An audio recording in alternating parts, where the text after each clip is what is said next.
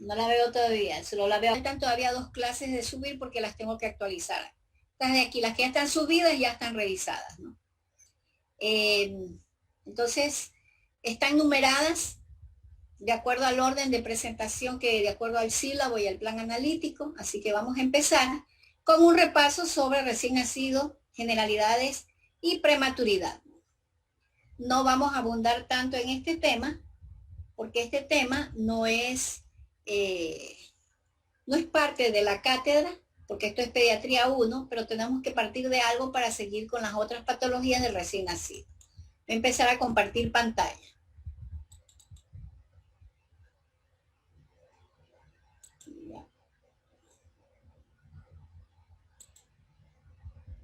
Estas son 1.000.000 diapositivas, pero van a ver que las pasamos rápido porque solo es un repaso de lo que ustedes ya vieron en el curso de pediatría 1, ¿no?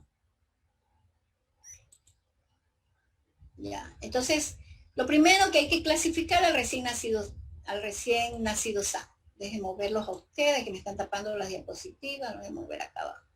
Ya, entonces hay que clasificar al recién nacido de acuerdo a la edad gestacional y de acuerdo al peso. De acuerdo a la edad gestacional, el chico va a ser considerado a término, postérmino y pretérmino. Eso ya lo saben. El pretérmino menos de 37 semanas, entre 37 y 42 es a término, y más de 42 semanas es un chico con postérmino, ¿no? De acuerdo al peso, también hay recién nacidos de bajo peso, que se lo considera también pretérmino, ¿no? Por el peso. Menos de 2.500 gramos, ese es el punto de corte para decir que el chico es de bajo peso. También es de muy bajo peso, menos de 1.500 gramos, extremadamente de bajo peso o bajo peso extremo, ¿no? En menos de 1.000 gramos y adecuado para el peso adecuado para la edad gestacional del neonato a término, entre 3.000 y 3.500, ¿no? Algunos hablan hasta de 4.000 como el rango máximo del percentil 90. Entonces, generalmente el peso adecuado para la edad gestacional en el recién nacido a término parte de 2.500 a 3.500. Entonces ahí tenemos 2 chicos, uno de gran peso y otro de bajo peso. Ya. Entonces, de acuerdo al percentil, como les decía, tenemos el recién nacido de bajo peso para la edad gestacional cuando está por debajo del percentil 10. Y este percentil no pueden olvidarlo en neonatos. En otras clasificaciones no trabajamos con percentiles, sino con desviación estándar. En neonato se utiliza mucho el percentil, o sea, se utiliza siempre el percentil. Y no olvidar que entre el percentil 10 y el percentil 90 es el peso de un niño adecuado, el peso de recién nacido adecuado, con un peso adecuado para la edad gestacional. Cuando el chico pesa menos del percentil 10, estamos con peso bajo. Y recordar, el percentil 10 va a ser la diferencia entre un niño de bajo peso y un niño con retraso en el crecimiento intrauterino, el RCIU. El RCIU generalmente tiene el peso por debajo del percentil 3. No olvidar ese detalle. Por debajo del percentil 3 es RCIU, lo más seguro, y por debajo del percentil 10 es de bajo peso. Siempre tienen que diferenciar a un niño de bajo peso con un RCIU. ¿Por qué es importante esto? Porque eso tiene que constar en historia clínica. ¿Nació de bajo peso o nació con RCIU? Porque el RCIU tiene un 50% de mortalidad en los primeros 3 meses. O sea, cualquier gripecita lo convierte en neumonía y se muere. Porque es un niño que nació con problemas muy graves en su constitución, tanto anatómica como fisiológica.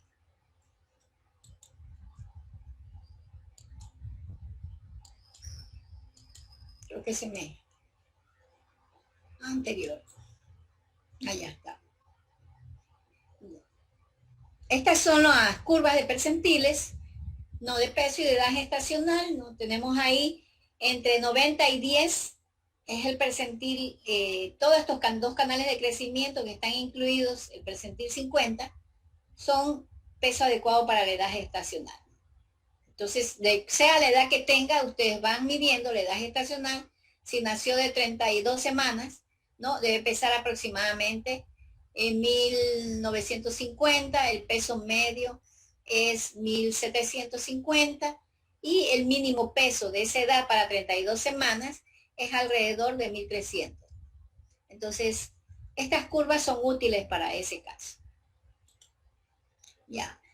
Aparte de la exploración del peso y el cálculo de la edad gestacional, tenemos que valorar también la actividad del recién nacido. Entonces, para eso sirve el test de Apgar, que fue desarrollado por una pediatra, Virginia Apgar, ¿no? Hace muchos años. El test de Apgar tiene 5 valoraciones, se debe realizar al minuto y a los 5 minutos, no vamos a abundar en eso, recordemos que es solo que valora esfuerzo respiratorio, la reacción a la introducción ante una sonda, la frecuencia cardíaca, el tono muscular y la coloración de la piel. Y el puntaje que se debe hacer al minuto y a los 5 minutos, y si nació mal hasta los 10 minutos, ¿no? Va a variar dependiendo de la condición del chico y eso va a dar el estado del niño. Entre 7 a 10 está normal, entre 4 a 6 hay dificultad, este chico tiene que ser observado, va a requerir hasta oxígeno, y menos de 3 va a tener una depresión respiratoria, tal vez necesite aporte o soporte ventilatorio, ¿no? O presión positiva de oxígeno, ¿no? Entonces, a medida que aumenta el puntaje en el Apgar, es mejor para el bebé. Lo contrario que ocurre en el Silverman. Si el Silverman tiene muy alto, el chico está muerto. Ya mencionamos eso, no vamos a abundar. Ya. Ahora, tema de examen. Hay cuidados estandarizados en el recién nacido que ustedes deben dominar. O sea, aparte de saber la edad gestacional, las referencias del peso, el Apgar, que son conocimientos básicos para el manejo de un recién nacido en un área primaria de salud, deben realizar 5 intervenciones importantes. ¿Cuáles son esas intervenciones? Ahí está una. Bueno, sé que tienen las diapositivas abiertas. ¿Cuáles son esas 5 intervenciones? Las 3 primeras son profilácticas. A ver, chicos, aquí tengo la lista.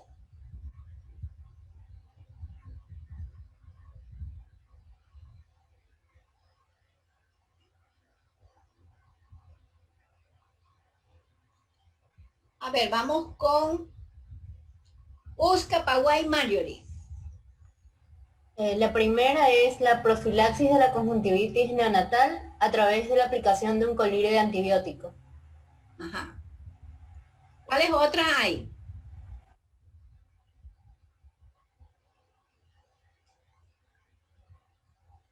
Por eso tienen que leer el material que se les envió. A ver, ¿a quién se le ocurre qué otra? ¿Qué otro cuidado hay que hacer en el recién nacido? Eso tienen que haberlo aprendido en el pediatría 1. ¿Qué otra cosa hay que hacer?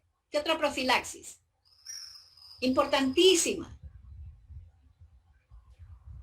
De enfermedad hemorrágica, doctora.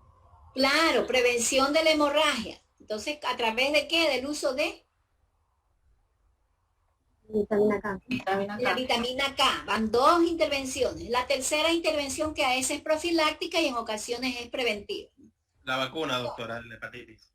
La hepatitis B, sí. Esa es preventiva porque va a evitar que el chico adquiera hepatitis B, pero en otros casos es profiláctica. Una cosa es profilaxis y otra cosa es prevención. La profilaxis es cuando ya estuvo expuesto, ¿no? Entonces, para evitar que se infecte o se enferme, se le hace profilaxis, se le da un antibiótico, en el caso de los ojos, se le da vitamina K, porque está expuesto, porque tiene pocos factores de coagulación, o la madre es portadora de hepatitis B, ahí se expuso, pero con la vacunación hace profilaxis, no se infecta. No. Pero la vacuna también puede hacer prevención. La mamá no tiene hepatitis B, pero con la vacunación el chico va a evitar que a futuro se contagie. ¿Ya? Y luego hay 2 exploraciones complementarias. ¿Cuáles son? El tamizaje neonatal y el tamizaje de hipoacusia, doctora. Ya, tamizaje neonatal y los potenciales evocados para valorar si el chico nace con hipoacusia. Obligatorio. Son 5 cuidados estandarizados que tienen que hacerse en el recién nacido. No se olviden. ¿Cuáles son las enfermedades que detecta el tamizaje neonatal? A ver, Pico, Geraldine. Ya, detecta hiperplasia suprarrenal, hipotiroidismo, galactosemia, fenilcetonuria, fibrosis quística. Está leyendo, fibrosis quística no en el Ecuador. En el Ecuador no tiene fibrosis quística. Está ahí en la diapositiva, pero debería hacerse, ¿no? Pero no. Nuestro tamizaje neonatal no incluye fibrosis quística, ¿no? Fibrosis quística se diagnostica cuando el paciente tiene síntomas, pero no se tamiza, que es una pena porque tenemos un alto índice de fibrosis quística, más alto que la galactosemia y que la fenilcetonuria, mucho más alto. Bueno, entonces ya tenemos las 5 intervenciones obligatorias, no olvidar, chicos. Hasta aquí hemos visto condiciones obligatorias que ustedes deben conocer ya por pediatría 1. Luego pasamos a un paneo rápido de qué es lo que se tiene que ver valorar en las características físicas, aparte de los parámetros antropométricos, se debe valorar la piel, la cabeza en su totalidad, la cara, cuello, tórax, abdomen y extremidades. Y en cada una de ellas vamos a valorar, vamos a valorar, dejé de compartir, creo. Sí, doctora, no se ve. Dejé de compartir, ¿no? Sí. Sí me di cuenta, déjeme compartir.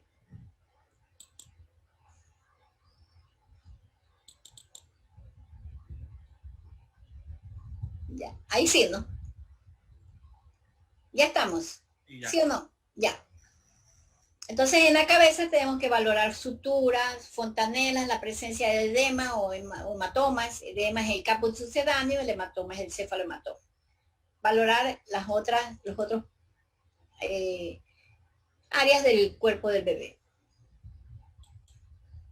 Ya. Recordemos los parámetros antropométricos de aparte del peso, ya les decía que entre 2.500 a 3.500 gramos es un peso de un recién nacido a término, y la talla es alrededor de 50 centímetros más menos 2, y el perímetro cefálico es entre 33 y 35, o promedio 34 más menos 2. Esos puntos tienen que sabérselos de memoria, chicos. Eso es parte de su trabajo, ¿no? Eso es obligatorio. Es como saberse su número de cédula o su celular. Aunque algunos no se saben el celular. Ya. Ya las otras cosas son un poco más complicaditas, pero no son difíciles, ¿no? Hay que explorar la piel. En el recién nacido pretérmino va a estar delgada, suave, transparente, va a tener la nube.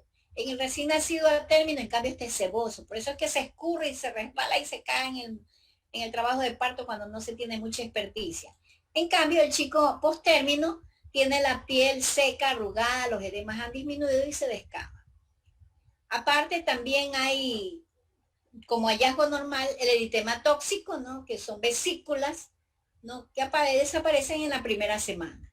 El milium también, que aparece en el dorso de la nariz, principalmente y alrededor de la nariz. También la melanosis pustulosa, todos esos son hallazgos normales. Hemangioma capilar, la mancha mongólica, la miliaria o salpullido y la máscara equimótica que aparece en los chicos que tuvieron circular de cordón. Eso va a desaparecer.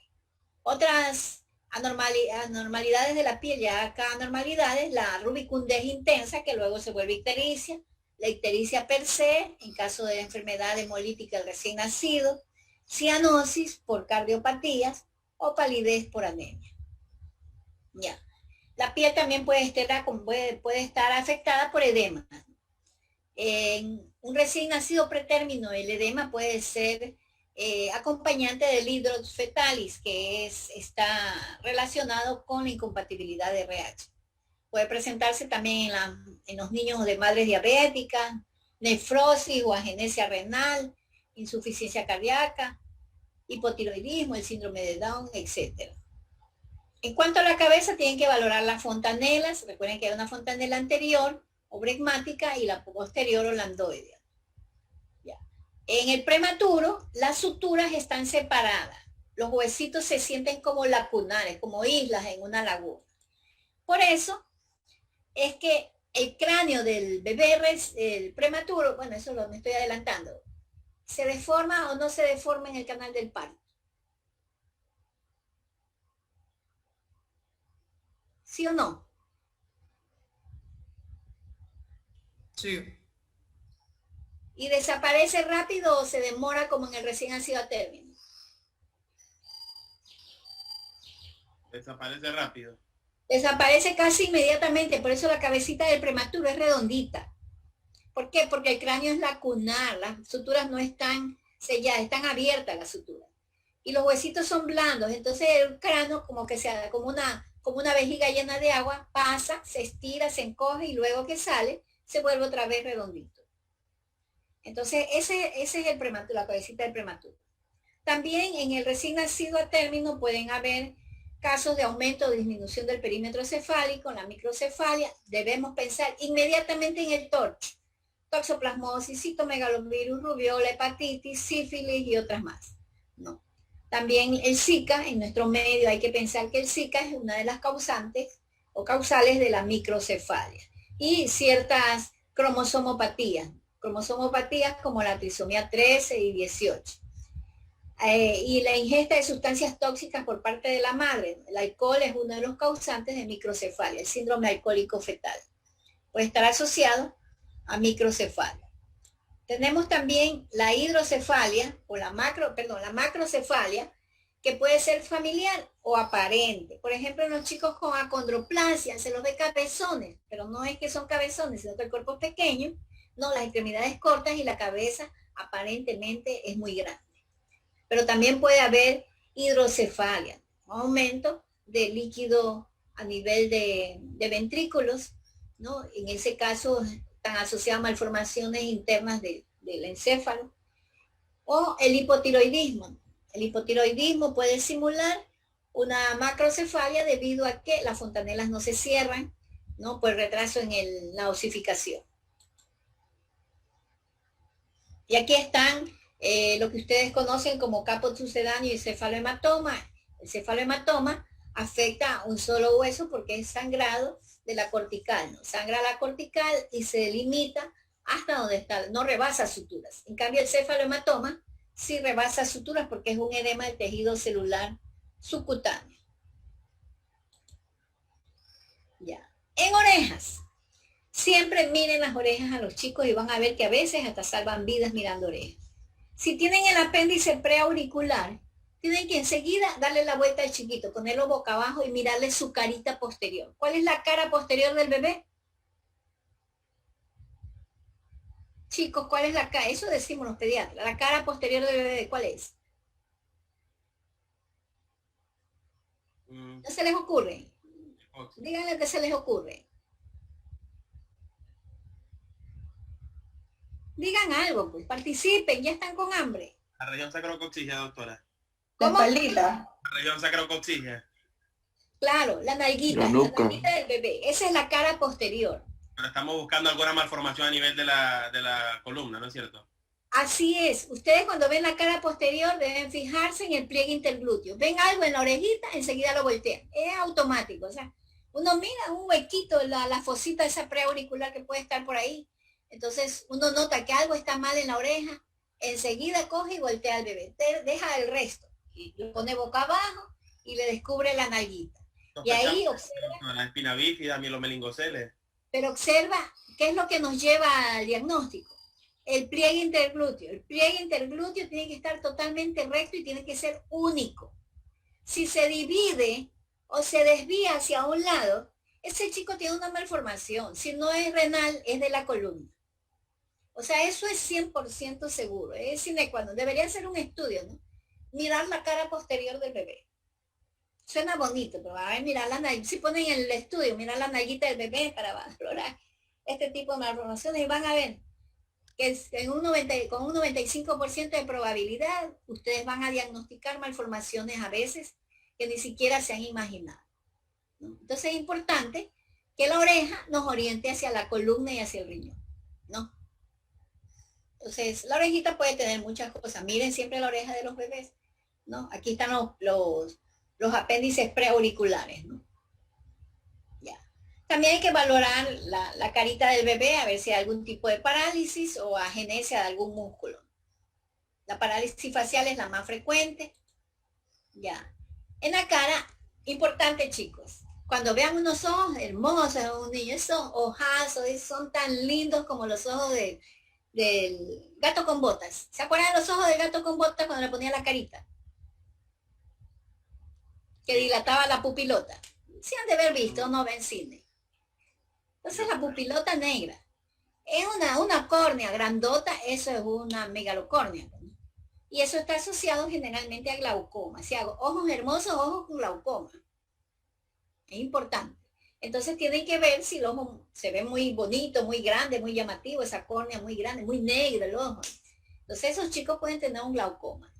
Y al contrario, pueden tener el reflejo pupilar blanco, que se llama leucocoria, ¿no? Pensar que puede ser un tumor, un retinoblastoma. Es fácil diagnosticar el retinoblastoma y sin embargo se nos pasa. A todos se nos pasa. La que diagnostica es la mamá. La mamá le dice, uy, hay una cosita blanca, una manchita blanca en el fondo del ojo, que siempre le veo, especialmente en la noche se le nota más. La foto es espectacular, la que le han tomado. Eso es un retinoblastoma y es bilateral en el caso de este niño de la foto. Ya también puede tener cataratas, ¿no? Pero la leucocoria, eso seguro que es retinoblastoma. Hay que explorar también la cavidad bucal, ¿no? Ahí van a encontrar las perlitas de Einstein, los nódulos de Bond y el callito de succión, cuando el chico se chupa el labio superior. Ya a nivel de paladar y labio, buscar malformaciones, ¿no? En el cuello también buscar, principalmente aquí, la tortícolis congénita, donde ustedes van a observar una masita dura y el chico no mueve la cabeza hacia ese lado, no lo mantiene inmóvil, la mamá nota que no mueve la cabeza hacia la derecha o la izquierda y generalmente se ve a tortícolis congénita. También el cuello puede estar corto en ciertas genopatías, ¿no? Puede tener algunas masas, puede tener piel redundante que nos orienta hacia un Turner. En ocasiones el Down también tiene, pero no es tan frecuente como el Turner. ¿No? Puede haber quistes, ¿no? Hacia abajo ya llegamos a la clavícula y hay que explorar si no hay fractura de clavícula, especialmente cuando el chico mantiene una extremidad inmóvil. Ya el tórax hay que demostrar, hay que evidenciar si hay alguna malformación, ¿no? En proyección, ¿no? Como el tórax en quilla de barco o en depresión.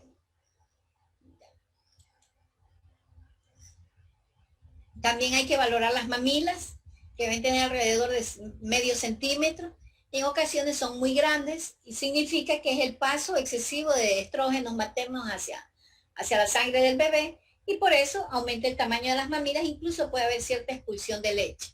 En las niñas puede haber sangrado vaginal, ¿no? Con una mini menstruación más o menos, porque ya después esos estrógenos van a caer y se produce la mini menstruación.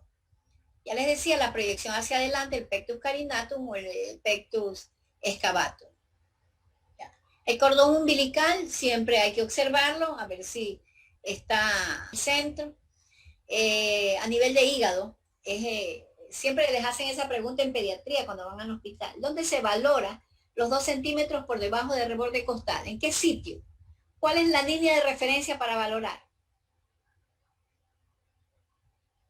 Chicos, tenemos la línea media media clavicular, la línea axilar anterior, la línea axilar media, la línea axilar posterior. ¿Cuál de esas líneas sirven de referencia para medir los 2 centímetros del hígado? Que deben aparecer por debajo del reborde costal.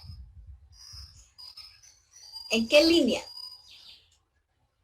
La línea media clavicular. No, es la línea axilar anterior. Esa es la línea de referencia. Entonces ahí es donde usted tiene que medir los 2 centímetros.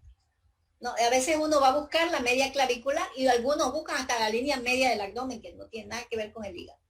¿Ya? O sea, sí, pero no es importante en ese sentido.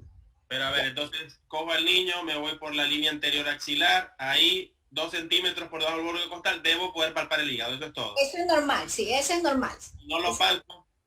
Solo palpa y eso es normal, sí. Ya. Pueden haber problemas estructurales del cordón umbilical, ¿no? Eso no lo vamos a ver. Puede haber masas umbilicales que la veremos más adelante cuando veamos las malformaciones congénitas, ¿no? Puede haber granulomas, pólipos o infección del ombligo que se llama onfalitis.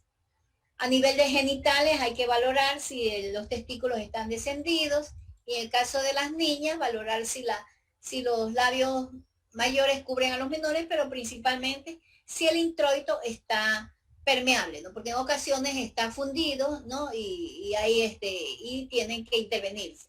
Porque si no, la secreción se le acumula, ¿no? Y se produce abultamiento del clítoris, del himen. Ya vimos la cara posterior, aquí vamos a ver las malformaciones que pueden presentarse, pero simplemente como descriptivas. Más adelante veremos ya más a detalle. También hay que explorar la cadera, buscar el signo de Ortolani a través de la maniobra de Barlow, ¿no? Y recordemos que es el clic de la cadera y la limitación a la abducción. El chico no puede abducir su caderita que está afectada. Entonces con eso ya podemos determinar que ese chico tiene una malformación de cadera, una luxación congénita de cadera. Valorar las extremidades, a ver si hay algún tipo de parálisis por elongación del plexo braquial.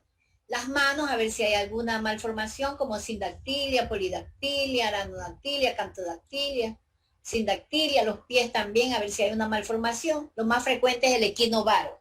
El valgo, que es el talo calcáneo, está relacionado con malformaciones del trisomía 13 y 18. Luego se valoran los reflejos, que son ya los reflejos primitivos, que eso sí obligatorio. El que más conocemos es moro y es el único que buscamos a veces, pero también hay que buscar el de marcha, el de succión, el de búsqueda, presión plantar, presión palmar, la torsión del tronco, y el tónico del cuello y la incurvación del tronco. Esos son los reflejos que tenemos que ver.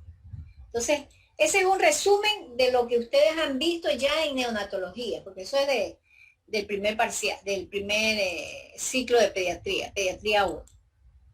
Ahora sí vamos a enfatizar algo más sobre el prematuro. No es mucho, simplemente enfatizar, porque no vamos a ahondar en el tema porque hay mucho contenido y no, esto ya es para el neonatólogo. Entonces, primero vamos a conceptualizar el prematuro. A ver, Marieta Moreira, ¿qué es un prematuro según la OMS? Interprete la diapositiva. El prematuro sería el bebé que nace por debajo antes de las 27 semanas y que tiene un peso menor a los 2.500 gramos. Ya, muy bien. Entonces, una vez que ya conceptualizado, el concepto es sencillo, ¿no? Entonces tenemos también una clasificación de un pretérmino moderado, extremo y muy extremo. Pretérmino moderado, el que tiene entre 36 y 31 semanas, el extremo de 28 a 30 semanas y muy extremo menos de 28 semanas o un peso inferior a 1000 gramos. Ya, hay factores, ¿no? Hay factores de riesgo o etiopatogénicos que van a condicionar que el bebé nazca prematuro.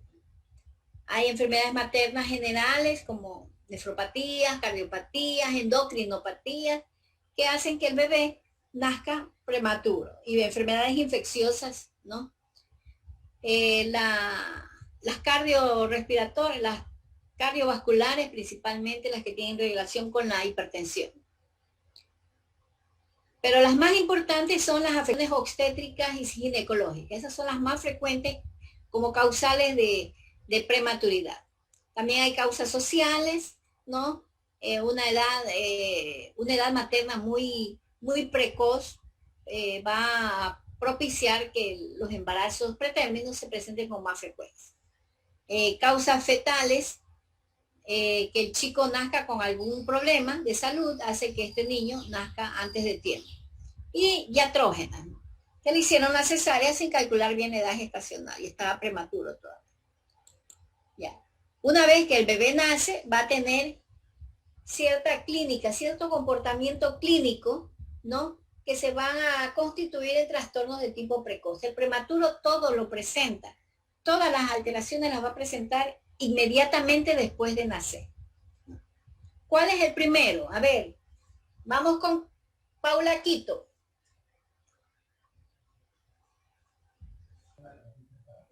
Paula Quito. Sí, bueno, trastornos respiratorios. No, el primero. Es que de acuerdo a este orden que está, y ustedes van a actuar. Por eso está en ese sentido. Es a propósito. Hipotermia. La hipotermia es lo primero, porque el chico está en un ambiente térmico de 37 grados dentro de la madre, no necesita ponerse ropita y sale a un ambiente prematuro, sin grasita, con un aire acondicionado en 16 grados, con 18, nosotros ya estamos hipotérmicos, nosotros. Imagínense un prematuro que no tiene grasa, ¿no? Entonces, el control de la temperatura. Entonces, hay que ponerlo enseguida en un ambiente térmico neutro que favorezca el control de temperatura corporal sin pérdida de energía. A ver, vamos con Geraldine Pilco, ¿no? ¿Cuál es el siguiente? Presente. Trastornos respiratorios. Ya, ¿por qué presenta trastornos respiratorios el prematuro? Todavía no han madurado sus pulmones. Ajá, pero yo le pregunté a Pilco. Perdón. ¿A qué se debe eso, Pilco? Geraldine. Sí,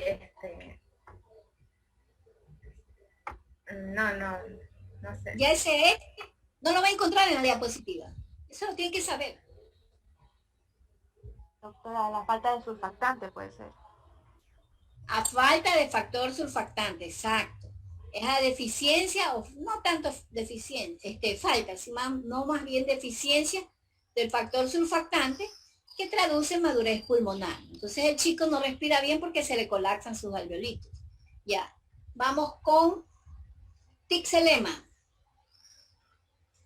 ¿Qué trastornos cardíacos puede presentar el prematuro? Persistencia del conducto arterial Arterioso, ¿y cuál otra? y no recuerdo. El agujero oval. Oh, El sí, agujero oval. Permeable. No, osteoprimo. Sí, el agujero oval, ¿debido a qué? A que como respira mal el prematuro, aumenta la presión de los vasos pulmonares. Esa hipertensión pulmonar, esa resistencia vascular pulmonar se traduce en hipertensión pulmonar. Esa hipertensión se transmite al ventrículo derecho, luego a la aurícula derecha, y al aumentar la presión, la aurícula derecha rebasa la presión de la aurícula izquierda y se repermeabiliza el agujero oval, ¿no? Entonces, todo eso ocurre en el prematuro. Ese es el otro trastorno cardíaco que presenta. Ya. Veamos. Tengo que bajarme la lista. Déjenme a ver. Un ratito. Que se me cerró el aula.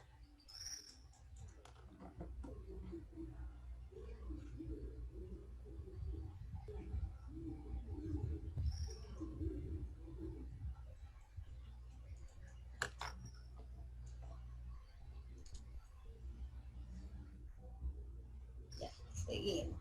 Benavides. Ya. Las lesiones encefálicas, ¿por qué se producen las lesiones encefálicas? Tal vez al momento del parto, que puede producir lesiones Traumáticas. traumáticas. Ujú. Ya, generalmente es la hipoxia. La hipoxia lleva a daños a vasoconstricción, separación de las células y interfaz entre las células y daño de la membrana basal de los capilares. Pero hay una matriz germinal, ¿no?, que es causante de estas lesiones encefálicas. ¿Dónde se encuentra esa matriz germinal? Bolaños. Carla Bolaños. No sé, doctora. ¿Y qué dice Blanca Cabadiana? A nivel de los ventrículos laterales. A nivel de ventrículos laterales hay una matriz germinal que es muy susceptible a los cambios de oxígeno. Es el tejido más sensible que existe en el cuerpo. Es el más sensible. Entonces, se daña con facilidad ante los cambios de concentración de oxígeno. La hipoxia causa daño y se lesiona la matriz germinal. Y por eso se producen lesiones encefálicas por hemorragia. Se va a producir los sangrados, hemorragia intraventricular grado 1, 2, 3 o 4. Gracias a la plasticidad del tejido cerebral, estas lesiones pueden curar, ¿no? O disminuir su tamaño a medida que progresa el tiempo y la madura el chiquito. Luego tenemos con calle. ¿Qué dice con la dificultad de la alimentación? ¿Qué está pasando con este bebé? ¿Qué dificultades tiene para alimentarse? Como el bebé depende netamente de la madre, o sea, el feto depende netamente de la madre para alimentarse, como nace antes de tiempo, no sigue recibiendo esos nutrientes necesarios y aún su organismo no está totalmente apto para poder alimentarse de la otra manera. Pero la leche materna se adapta a la necesidad del prematuro, eso está demostrado. Pero ¿qué inconveniente hay? La leche materna supera todo. ¿Pero qué inconveniente hay allí? La deglución. El agarre del niño también. Claro, tiene poca succión, pero lo más importante, la deglución. Hay una sincronía entre deglución y respiración. El chico respira y deglute al mismo tiempo, entonces tiene riesgo de broncoaspirar. Entonces ese es el riesgo, de que no hace la sincronía, ¿no? Respiro, luego trago. No, trae y respira al mismo tiempo. Entonces se le va a los pulmones, broncoaspira. A veces soy grosera para explicar, discúlpenme, pero creo que es más visual. ¿Y el manejo de esos pacientes que tienen ese riesgo de broncoaspirar, doctora, cómo? Responda usted mismo. ¿Qué cree que hay que hacer? Chuzo. Una sonda nasogástrica, supongo. Ya. Está bien, la sonda, pero no naso. Orogástrica. Orogástrica, sí. Una sonda orogástrica para garantizar de que llegue. ¿Qué dice Cabadiana? ¿Por qué orogástrica? ¿Por qué no nasogástrica? Porque no hay obstrucción de la vía oral, pues. ¿Cómo? Se la voy a dar por la boquita, no por la nariz. No, o sea, me refiero, si no hay obstrucción, puedo usar la orogástrica, no necesito la nasogástrica. ¿Y por qué no debo usar la nasogástrica? No sé, ahí hasta ahí no Porque llego. respira y te glúteo a la vez, o sea. ¿Por qué? No le escuché. Porque como es a la vez las dos funciones que realiza, la respiración y la deglución, entonces No, por eso... ya no importa que no degluta porque la sonda le lleva todo, eso no hay problema. Porque por medio de la cavidad nasal es la fuente por la cual él respira. Si le pongo la nasogástrica, ¿Y cómo usted le pone una sonda y no se muere? Esta es orogástrica. Va por... No, pero al niño no le puedo poner nasogástrica, ¿por qué? Al bebé. Porque en ese tiempo él también... Porque el niño normalmente respira por la nariz hasta los 4 meses. Es respirador nasal exclusivo hasta el 4º mes, hasta el 6º mes algunos. Y si usted le tapa una naricita y de pronto tú le tapas la otra así con el dedito despacito, se le ahoga, se le muere asfixiado. Por eso es que los chiquitos menores de 4 meses, menores de 6 meses, cuando tienen obstrucción nasal por una gripecita, llegan graves al hospital. Gravísimos, hasta cianóticos, con dificultad respiratoria severa, hasta saturan mal. Bueno, y cuando uno ve la edad, bueno, aspírelo, lo aspira con cuidado, ya le pone una nebulización, le saca todos los mocos. No, yo lo sé asfixiar, ¿no? Les hago el lavado nasal, les pongo 1 centímetro en cada lado, los asfixio un ratito, los ahogo, las mamás salen corriendo, ¿no? Y les doy la vuelta boca abajo y los percuto un poquito, estornudan y se terminó el problema. Porque desbloquean esa estrategia es buenísima. Entonces, las mamás se asustan, porque al principio el chico que se siente como que se está ahogando. No se ahoga. Y descongestiona las fosas nasales y respira. Se le quitó la dificultad respiratoria, satura más de 100, etcétera, ¿no? Entonces es importante recordar eso. Son respiradores nasales exclusivos. No abren la boca para respirar. A usted le tapa la nariz y abre la boca, ¿no es cierto? Pero eso ocurre a partir del 6º mes, en que es capaz de abrir la boca. Incluso utilizamos la sonda orogástrica hasta después del año de edad, porque aún corremos riesgo de que un chico no haya madurado adecuadamente. Entonces es importante eso, ¿no? De la dificultad de la alimentación y si ponemos sonda, ponerla por vía oral. Ya. Luego tenemos Camacho. ¿Qué perturbaciones metabólicas tendríamos? ¿A qué se referirá eso? Doctora, disculpe. Por ejemplo, la galactosemia, el hipotiroidismo. No, eso es, ya son errores innatos del metabolismo.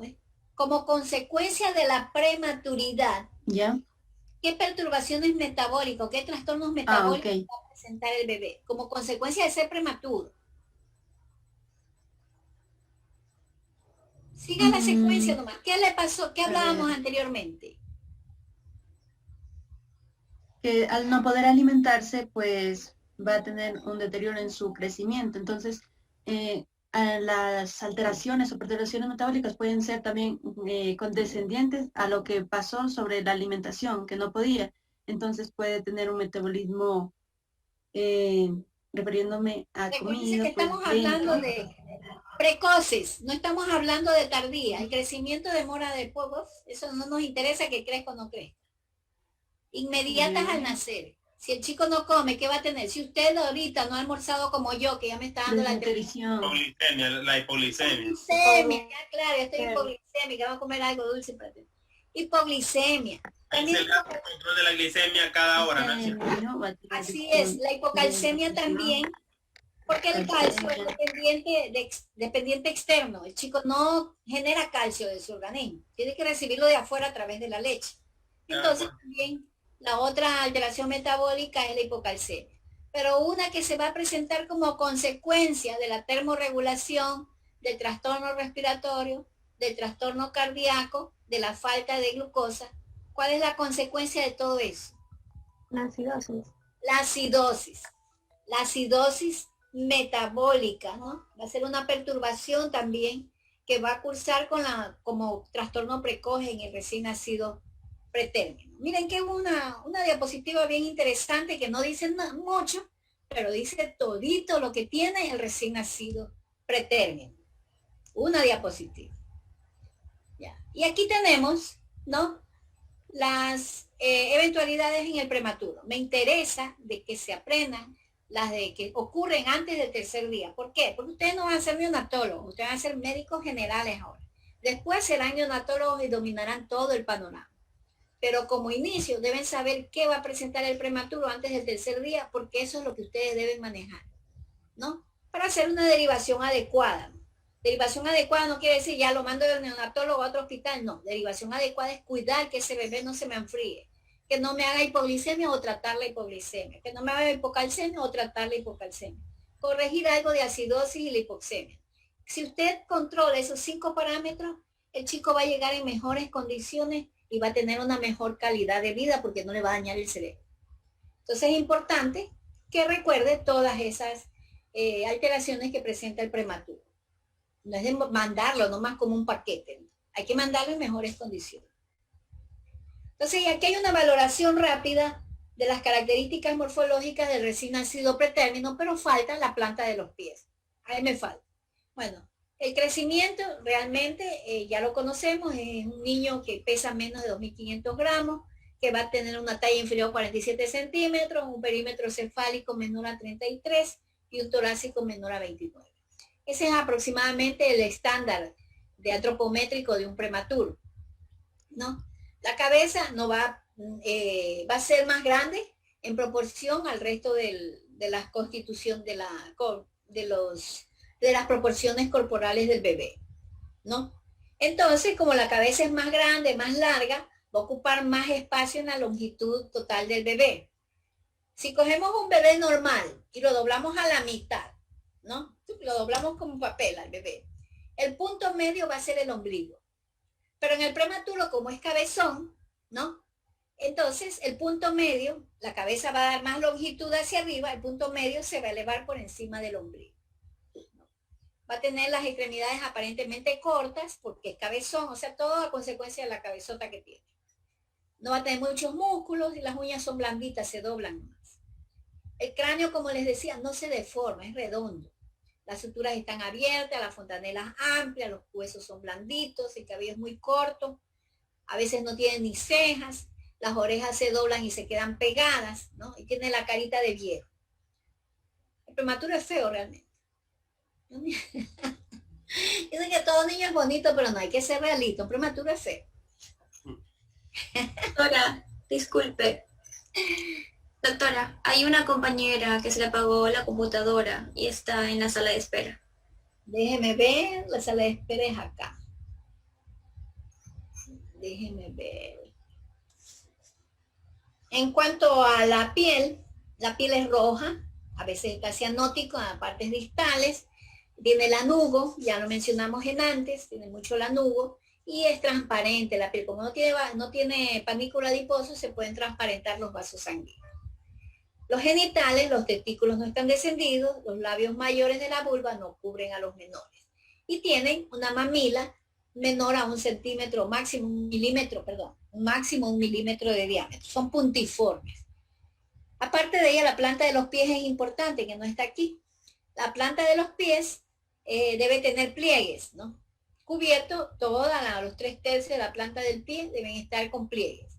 En el prematuro, máximo cubre hasta el tercio superior de la planta del pie, ¿no? Cuando ya llega a tercio medio, lo más probable es que esté en 37 semanas. Y cuando cubre toda la planta, ya tiene más de 37 semanas. Entonces, realmente la planta del pie es uno de los parámetros más importantes en la edad gestacional. Mírele siempre el piecito. Así como la cara posterior, el pie es edad gestacional.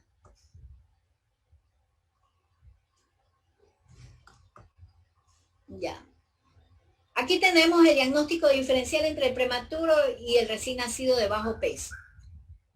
La única coincidencia es el peso. El resto es diferente. El recién nacido de bajo peso a término va a tener la panícula adiposo, va a tener la piel sedosa, va a tener grasita, va a tener cartílago, el cartílago no se va a doblar, el pezón va a estar, la mamila está gruesita, no va a ser 1 milímetro, va a ser 5 milímetros mínimo, ¿no? Los pliegues van a abarcar la planta del pie de por lo menos los 2/3, los testículos descendidos, labios mayores cubren a los menores, o sea, el chico es chiquito, pero el resto está normal. Entonces ahí podemos definir que ese niño es un recién nacido a término de bajo peso para la edad gestacional.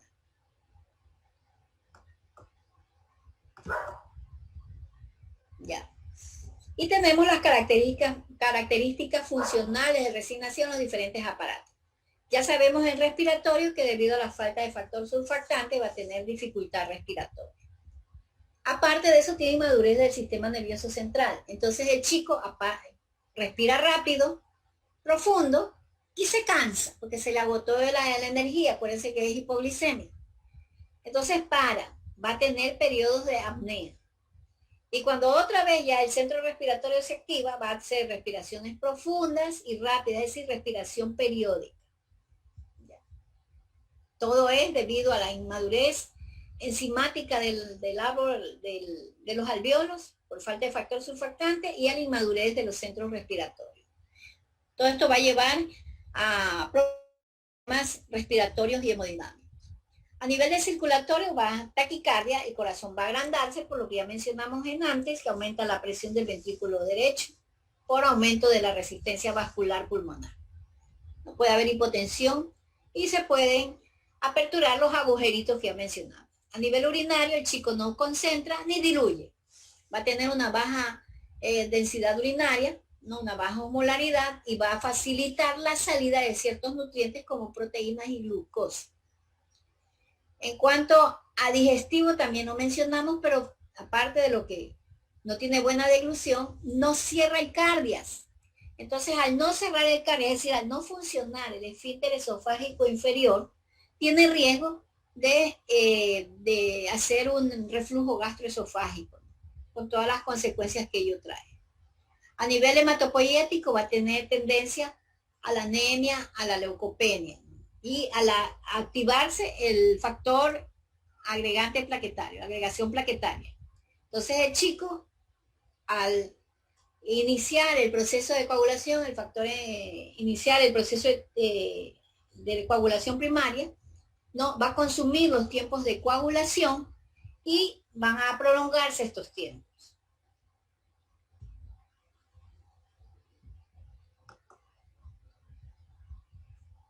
Algo se me pasó, aquí está. Sí. Ya, en cuanto a la termorregulación, ya mencionamos también que va a tener problemas de desregulación de temperatura, principalmente hipotermia. El metabolismo va a verse alterado con aumento de la producción de CO2 a nivel endógeno porque consume adecuadamente los hidratos de carbono, ¿no? y a nivel de grasas va a producir mayor cantidad de cetonas, de cetosis, entonces va a producir mayor cantidad de ácido láctico y por ende va a producir, va a potenciar la acidosis metabólica por el ácido láctico y la acidosis respiratoria por el aumento del CO2 por el metabolismo de la glucosa. Recordando que la glucosa genera, un mol de glucosa genera 6 moles de CO2. Entonces, este chico va a complicar las dos esferas del equilibrio ácido-básico. Entonces, por eso es acidótico. Incluso tolera pH hasta 7.2. Ya por debajo de eso ya hay que intubar. Ya. A nivel del sistema nervioso central, es poco activo y duerme mucho. ¿Cuánto duerme un recién nacido? A ver, Kaisalitín. ¿Cuántas horas duerme un recién nacido en el día? Despierta cada 3 horas para... ¿Cómo? Despierta cada 3 horas. No, ¿cuántas horas en total durante las 24 horas duerme un recién nacido? Ay, sí, no me acuerdo. Pero duerme lo que él... No. ¿Cuántas horas? La pregunta es pues no me saque no sé, es que no sé exactamente, solo sé que despierta cada 3 horas a comer. O sea, a ver quién. Doctora, no es de 20 a 22 horas. De 18 a 20 16 horas. 20 horas. Muy dormilón como usted. Tengo un conocimiento que es de 16 a 18, unos duermen más, 18 a 19 18 horas. a 20 horas es el rango, 18 a 20 horas es el rango de sueño del recién nacido. Este prematuro, aparte de dormir más cuando se despierta, no lo hace de manera adecuada, sigue somnoliento, no es activo, Están con movimientos lentos, hipotónicos, los reflejos tienden a abolirse, ¿no? El llanto es débil, casi no llora, porque se cansa, no tiene cómo respirar, se cansa con facilidad. Ya. En cuanto a los órganos de los sentidos, ¿no? Hay que cuidar los ojos. Recuerden que el exceso de oxígeno causa fibroplasia retrolental.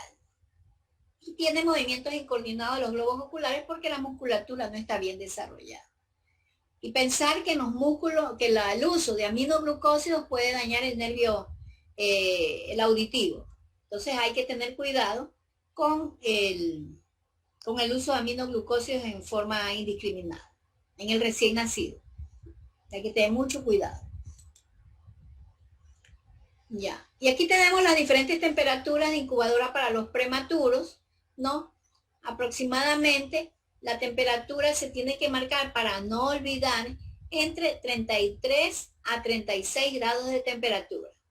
O sea, más alta para el más chiquito y más baja para el más grandecito. Entonces, miren que en 2500 ya se baja hasta 32, pero el promedio es de 33 a 36. Esos son los grados de temperatura para no olvidar, de una incubadora, una termocuna, para mantener la temperatura corporal del bebé y no me gaste energía en generar calor. El diagnóstico, ¿no? Va a ser de acuerdo a las tablas de Ballard o Capurro, ¿no? En función de la talla, en función del peso, en función de la edad gestacional que dice la mamá que tiene, y hacer un diagnóstico diferencial con pequeño para la edad gestacional y el retraso del crecimiento intrauterino. Los tres pueden decir que son prematuros, pero no lo son. El pronóstico va a depender de todas las áreas que hemos visto, tanto de los factores etiopatogénicos, la presentación de complicaciones, el sitio donde está hospitalizado, porque si el sitio no tiene los recursos para sacar adelante a ese chico, va a presentar más complicaciones y principalmente se va a asociar al peso. Ya.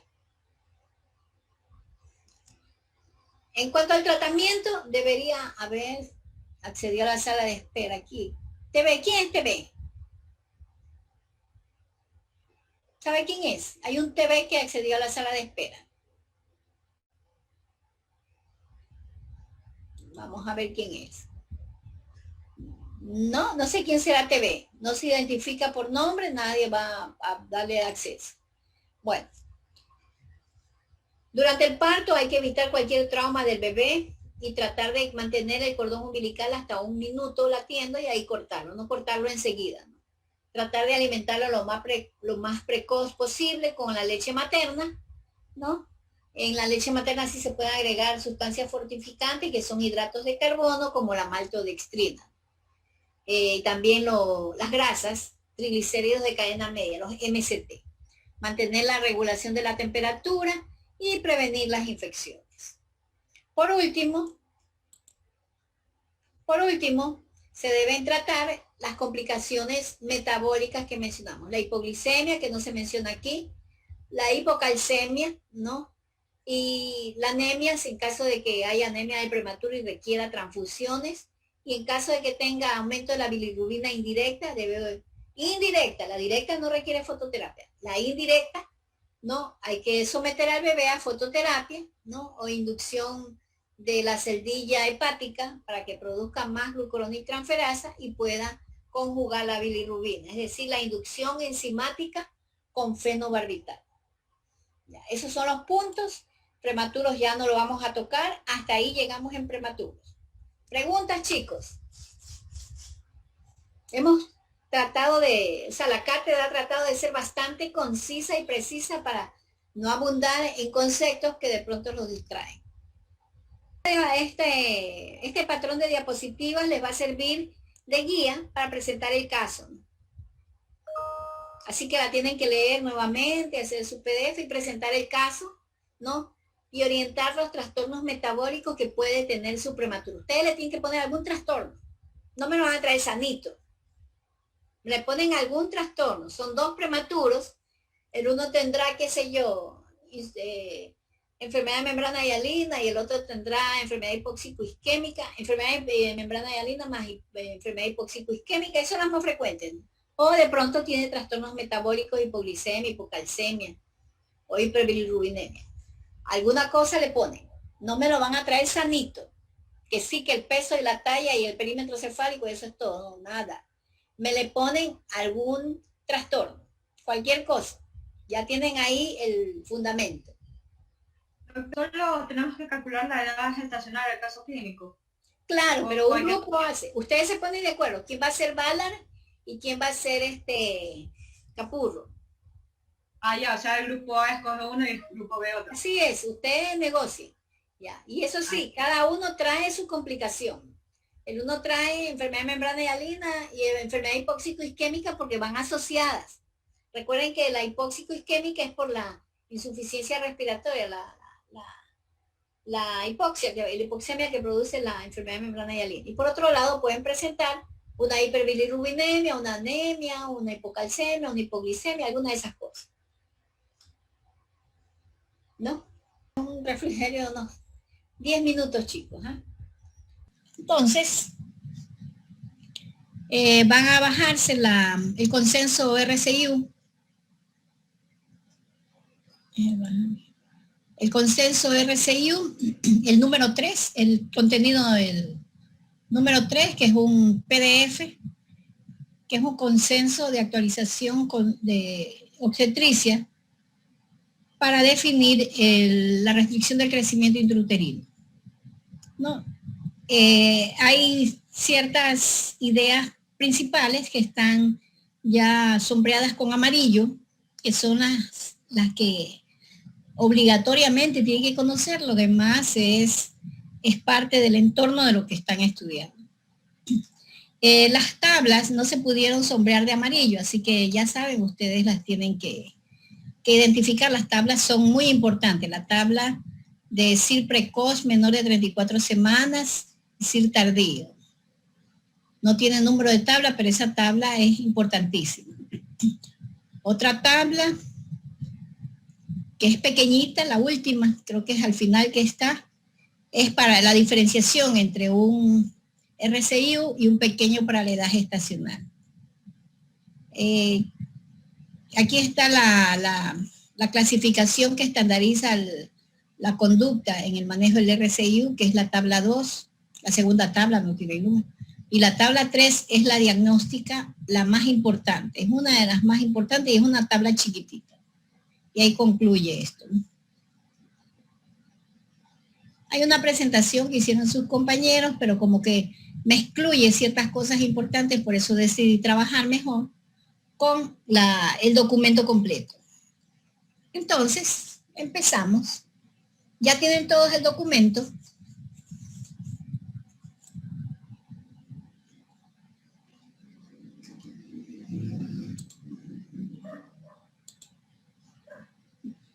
Ya tienen todos el documento, ya lo bajaron.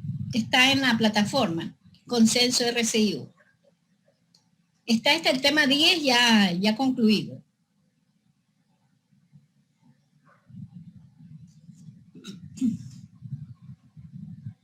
Bueno, entonces empezamos con Caizabanda, Ángel Caizabanda.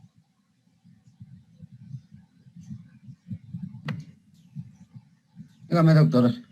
Ya. Empezamos por... yo voy a compartir la pantalla, ¿no? Ya. Y ahí tenemos el consenso RCIU. RCIU, ¿qué significa Caizabanda?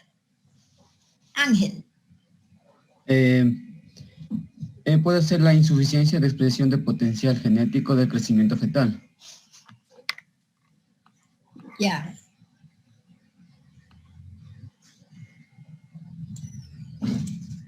¿Y a qué se debe eso? Esto se debe a...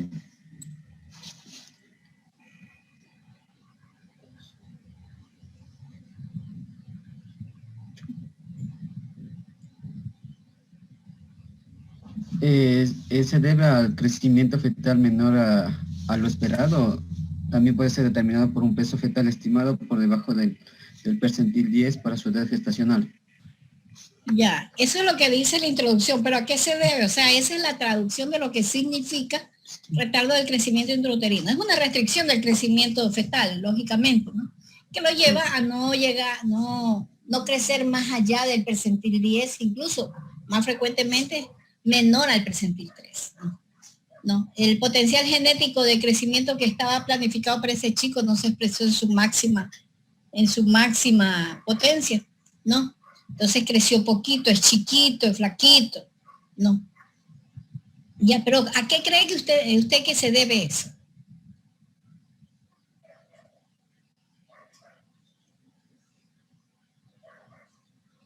¿A qué cree? No está aquí en esta parte que estamos viendo.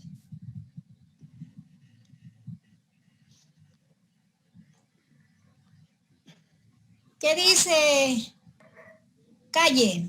Kenia Calle. Puede ser por problemas en la placenta, por enfermedades de la madre, por abuso de sustancias que ha tenido durante el... Generalmente el filtro es la placenta. Un aumento de la presión de los vasos placentarios aumenta la resistencia periférica y disminuye el paso de sangre hacia el bebé. Entonces va a haber una suficiente cantidad de circulación para que el bebé pueda desarrollarse todo lo que debe.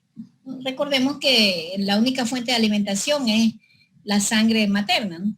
Entonces la placenta es el filtro para llevar nutrientes al bebé. Entonces, generalmente los problemas placentarios y también problemas del bebé pueden generar eso. Eso lo veremos adelante. Ya, y vamos con Calle, ¿no?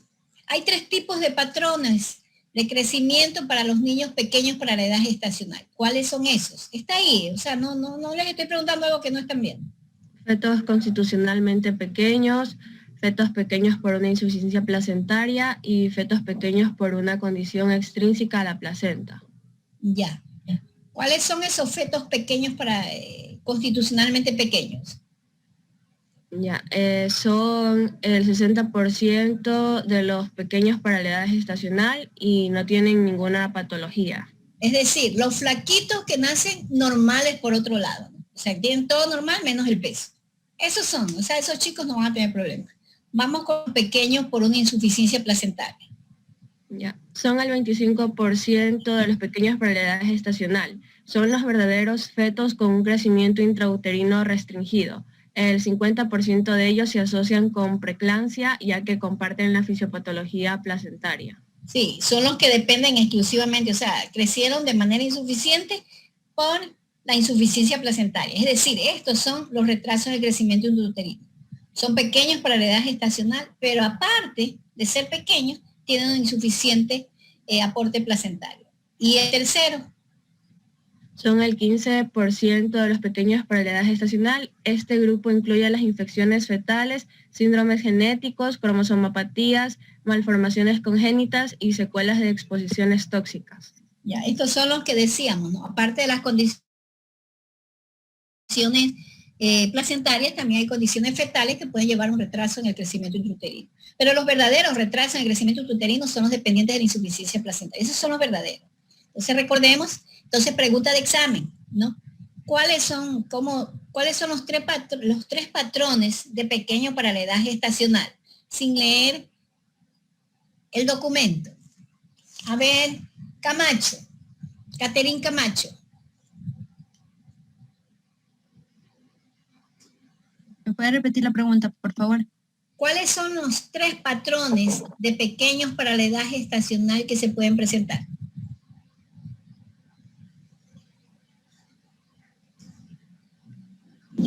Tres patrones.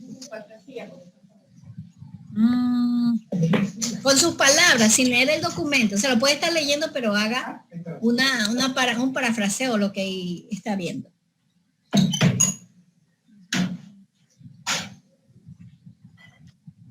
A ver.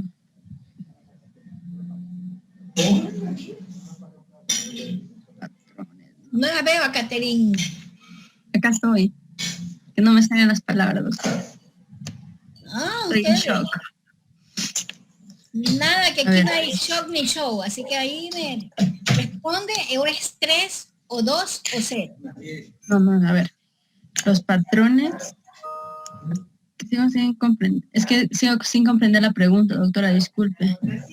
¿Existen tres patrones? No.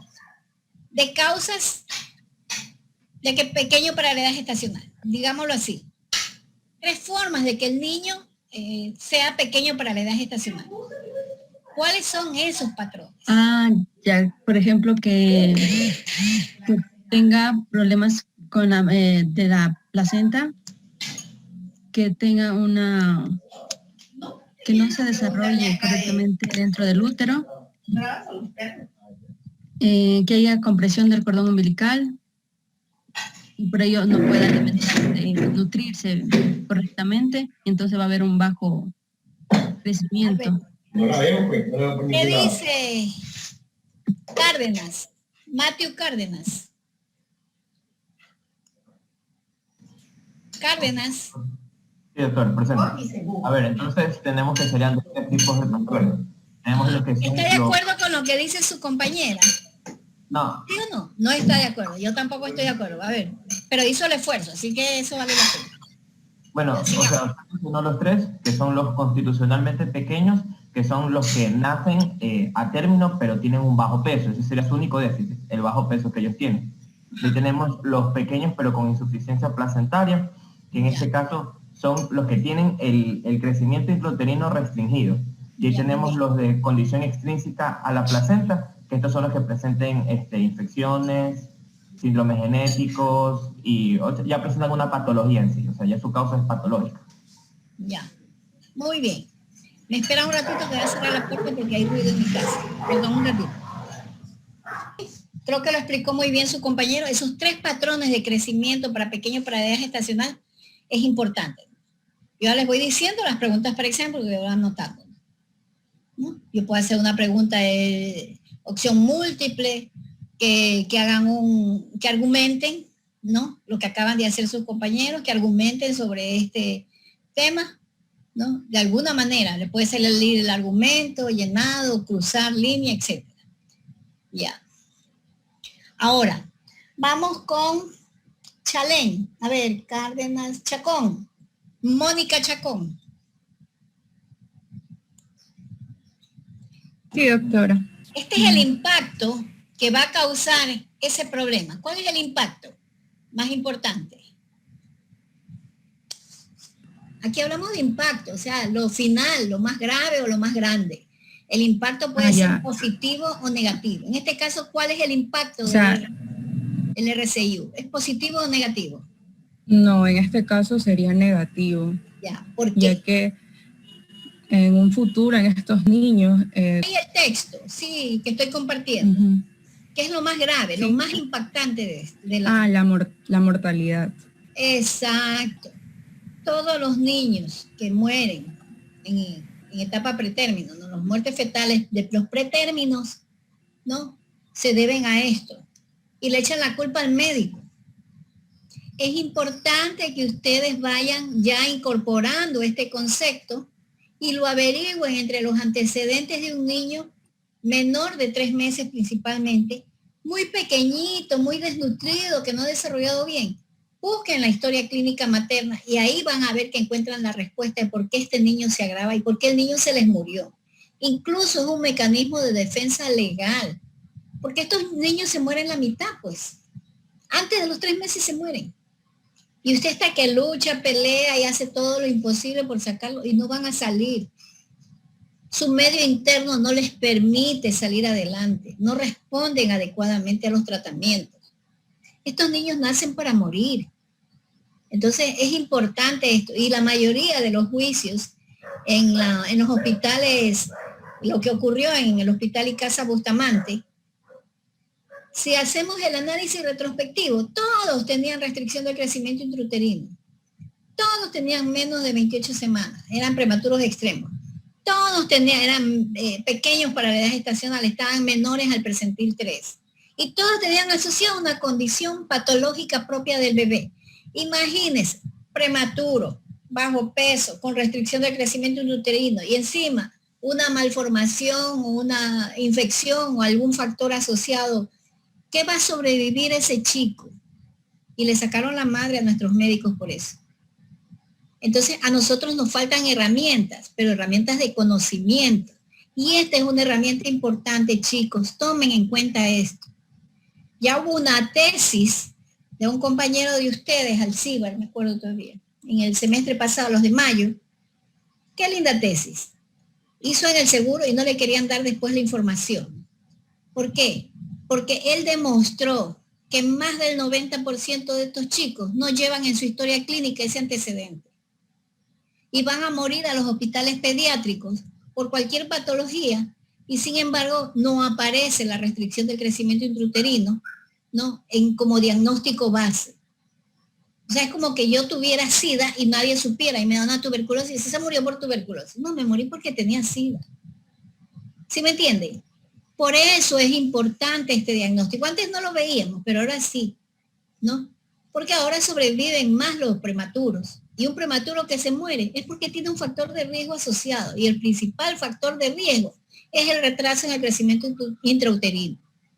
Y en los niños que se mueren antes de los 3 meses, y usted no sabe por qué se murió, pero si no debía morir, será una gripe.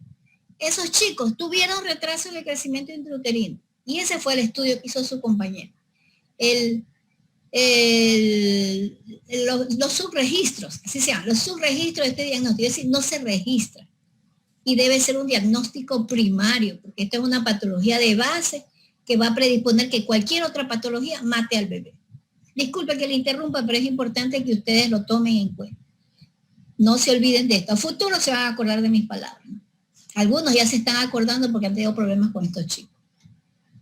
Sigamos, ¿con quién estamos? Con Mónica, ¿no? Mónica Chacón. Mónica. Sí, doctora. Ya. Entonces, primero es la mortalidad fetal. Segundo, ¿qué es? La mortalidad perinatal. Ajá, es dentro del periodo de los primeros 28 días después de nacimiento. Después de nacer. Ajá. Ya. Luego. La salud fetal intraparto. Ya. ¿Qué van a tener estos chicos en el registro fetal? Va a tener alteraciones en la frecuencia cardíaca fetal. Ya. Insuficiencia placentaria, oligoapnios, compresión de cordón. Ya. Luego, ¿cuál es la otra consecuencia?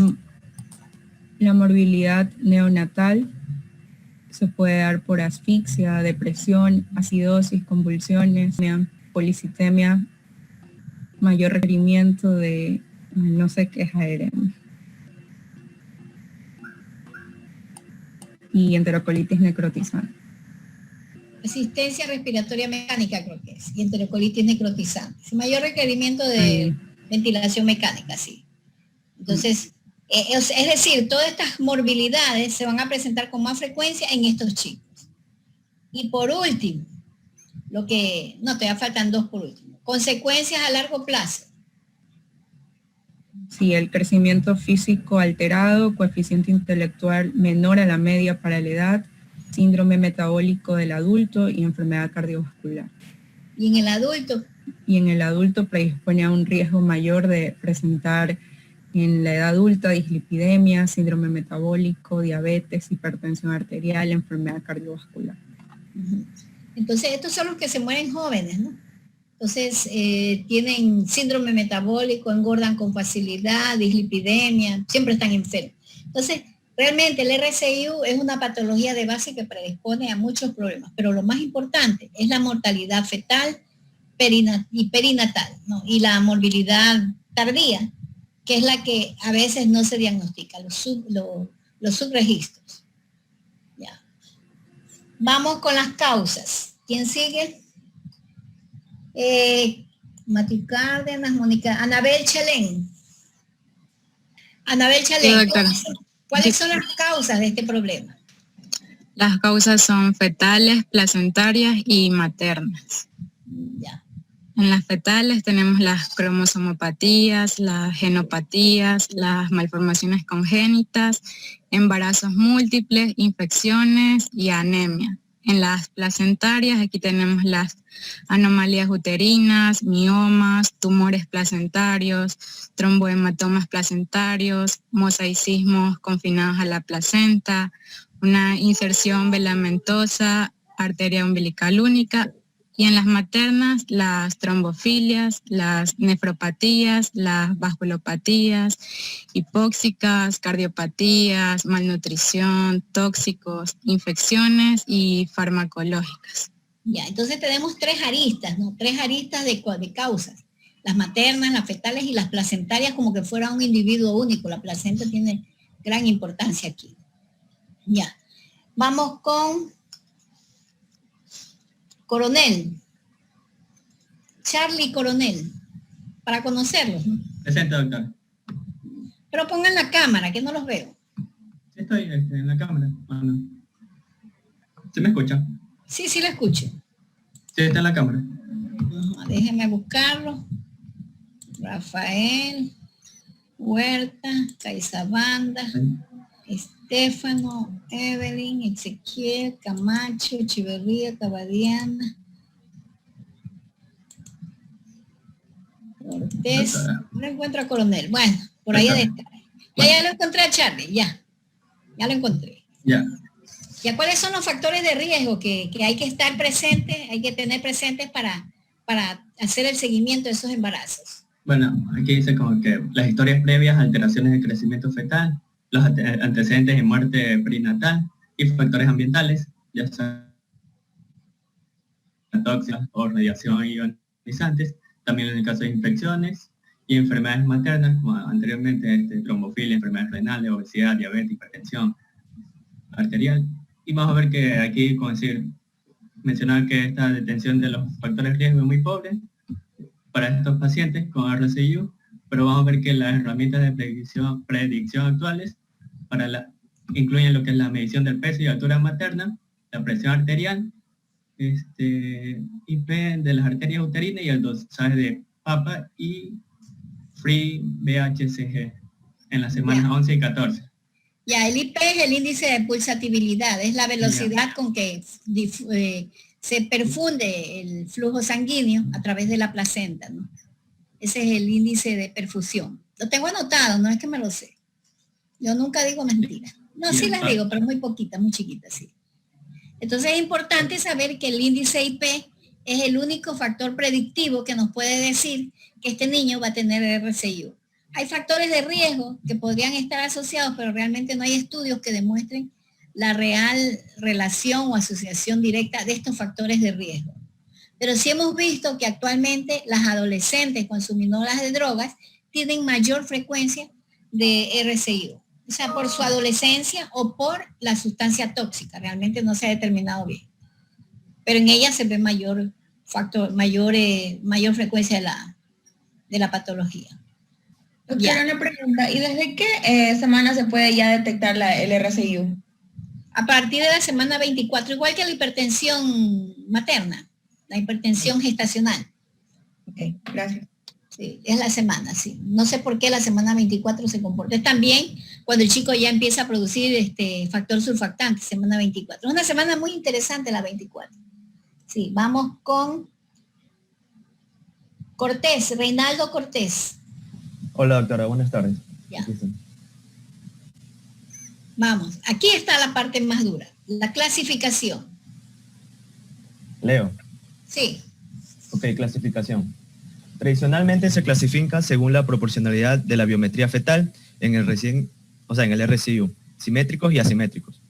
Los últimos estudios que comparan defectos simétricos con asimétricos no han demostrado diferencias en las etiologías, estado hemodinámico mediante Doppler, estado ácido-base por cordocentesis, antropometría neonatal o algún indicador del resultado perinatal. Ya, antes de que continúe, anteriormente y hace poco, no tan lejos, se clasificaba a los chicos con RCIO simétricos y asimétricos. Los asimétricos eran los de peor pronóstico, los simétricos de mejor pronóstico. De mejor pronóstico. Pero resultó que demostraron que los asimétricos eran los verdaderos RCIO, ¿no? Y los simétricos eran pequeños para la edad gestacional. Entonces no tenían problemas, sino mínimos problemas a nivel de los IP, muy poco, ¿no? No tenían alteraciones en la cerebral media, ni mucho en la vena umbilical. O sea, más eran pequeños para la edad gestacional. Por eso es que ya esa clasificación ya quedó al traste, ¿no? Uh-huh. Sigo. ¿Cuál es el dato más importante para clasificarlos? La biometría fetal. Ajá. O sea, el dato más importante entre la biometría fetal, ¿cuál es el más importante? Sí, el grado de desviación es el peso. Oh, ya. Sí. Entonces sigamos con lo que está subrayado. Ya, el grado de desviación por debajo del percentil 10 de peso es más importante que la simetría entre las mediciones cefálicas y abdominales para desarrollar la secuencia de diagnóstico, seguimiento y manejo del caso. Sigo. Ya. El límite más alto, ¿cuál es? Para precoz y tardía. Es las 34 semanas. Ese es el más alto. Para diagnosticar si es precoz o tardía. Simplemente la RCIU se clasifica en precoz y tardía. Y aquí tenemos la precoz. Vamos con... Ya pasamos Cortés, ¿no? Cueva. Jocelyn Cueva. Sí, doctora. Vamos a diferenciar el RCIU precoz con el RCIU tardío. Okay. ¿Cuándo hablamos de precoz y cuándo hablamos de tardío? El precoz hablamos que es menor a 34 semanas y el tardío mayor a 34 semanas. Entonces, hablando de la incidencia, el precoz el precoz va a ser menos al 0,5%, es una incidencia baja, y el tardío, en cambio, es una incidencia elevada, mayor al 5%. En el precoz hay un grado de insuficiencia placentaria alta, en cambio en el tardío el grado de insuficiencia placentaria va a ser baja. Por lo general, el precoz presenta hipoxia franca, generalmente genera una adaptación cerebrovascular, ¿verdad? Ajá. Y en el tardío hay una hipoxia sutil, o sea, no hay una adaptación cerebrovascular. La tolerancia fetal a la hipoxia en la precoz va a ser alta y hay un deterioro progresivo antes de la muerte. En cambio, en la tardía, la tolerancia fetal a la hipoxia va a ser baja y hay ausencia de secuencia clara habitualmente. En la precoz, los resultados perinatales malos o muy malos. hay alta mortalidad y morbilidad neurológica más franca. En cambio, en la tardía hay menor mortalidad y morbilidad neurológica. O sea, la morbilidad neurológica va a ser más sutil. La precoz en la detección es una detección fácil, hay signos y secuencias Doppler relativamente constantes. En cambio, en el tardío, esta detección es difícil, son signos más sutiles y una secuencia inconstante. En el precoz, el manejo es fácil, un manejo fácil, secuencia constante de deterioro cardiovascular que permite predecir la muerte. Y en el tardío, un manejo difícil porque no hay signos de deterioro cardiovascular y aquí debe utilizarse Doppler para revisar los cambios cerebrales. Sí. Hay cierta disparidad en los criterios, ¿no? Aunque la una es más frecuente, ¿no? La tardía, pero sin embargo, la precoz es la más secuelar y la más grave, ¿no? Y la que también se puede tratar, por lo que vemos, pero en cambio en la tardía no. O sea, como no presenta se casi puede nada. tratar, pero el paciente igual se muere. Acá, en cambio, no es fácil predecir qué va a pasar con el paciente. Es tan violento el cambio de un momento a otro que no permite tomar medidas adecuadas. Y por eso es que puede morirse, pero sin embargo tiene mejor pronóstico. Mejor pronóstico para la vida y por la función. Recuerde que en la precoz tiene el daño cognitivo. En la tardía, el daño cognitivo es menor. El daño neurológico es menor. Entonces, si preservamos la función neurológica, lógicamente el tardío tiene mejor pronóstico. Es que no se adapta, por eso es la gravedad. Toda enfermedad que nos causa un estrés por la falta de adaptabilidad nos puede matar. Lo que ocurre con el COVID. El COVID, de pronto estamos respirando bien y de pronto nos baja la saturación de oxígeno a la mitad. No podemos soportar ese cambio. Pero si la bajamos de a poco, ¿no? Podemos llegar a una saturación de oxígeno baja sin tener mayor gravedad. En este caso, el COVID nos baja de una. O sea, de pronto está respirando al 100% y a la media hora usted está respirando al 60%, la saturación de oxígeno. Entonces, esa es la diferencia entre precoz y tardía. Tardío no se adapta porque fue así a última hora que ocurrió todo. Pero igual el pronóstico es mejor. Vamos con el diagnóstico y nos toca con Del Valle. Evelyn. Hola, doctora. Aquí estoy. Buenas. Buenas. Ya, vamos con el diagnóstico. En el diagnóstico debemos conocer dos variables, el peso estimado y la edad gestacional. Para calcular lo que es el peso estimado fetal, se recomienda la fórmula de Haglund, que utiliza la medición del perímetro cefálico, la circunferencia abdominal y la longitud del fémur. Y tiene un error estimado de más o menos 15% del peso real.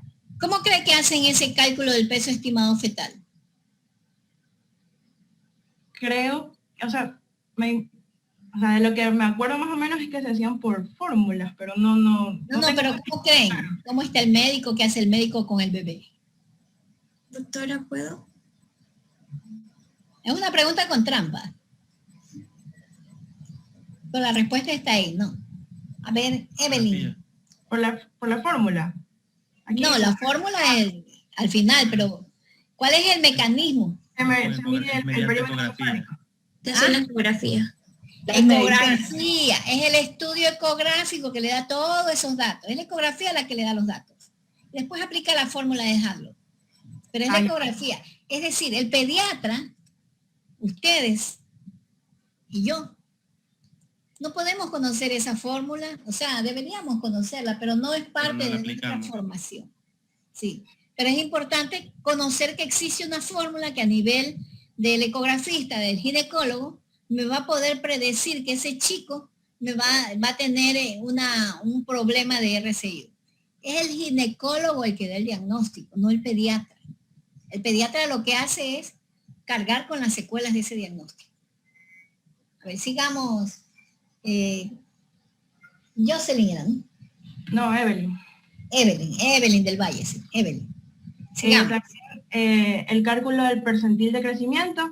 Después de estimar el peso fetal y conocimiento de la edad gestacional, se calcula el percentil de crecimiento, al comparar los valores obtenidos del peso fetal por ultrasonido con las curvas de Haglund. Se asignan los percentiles correspondientes a cada medición.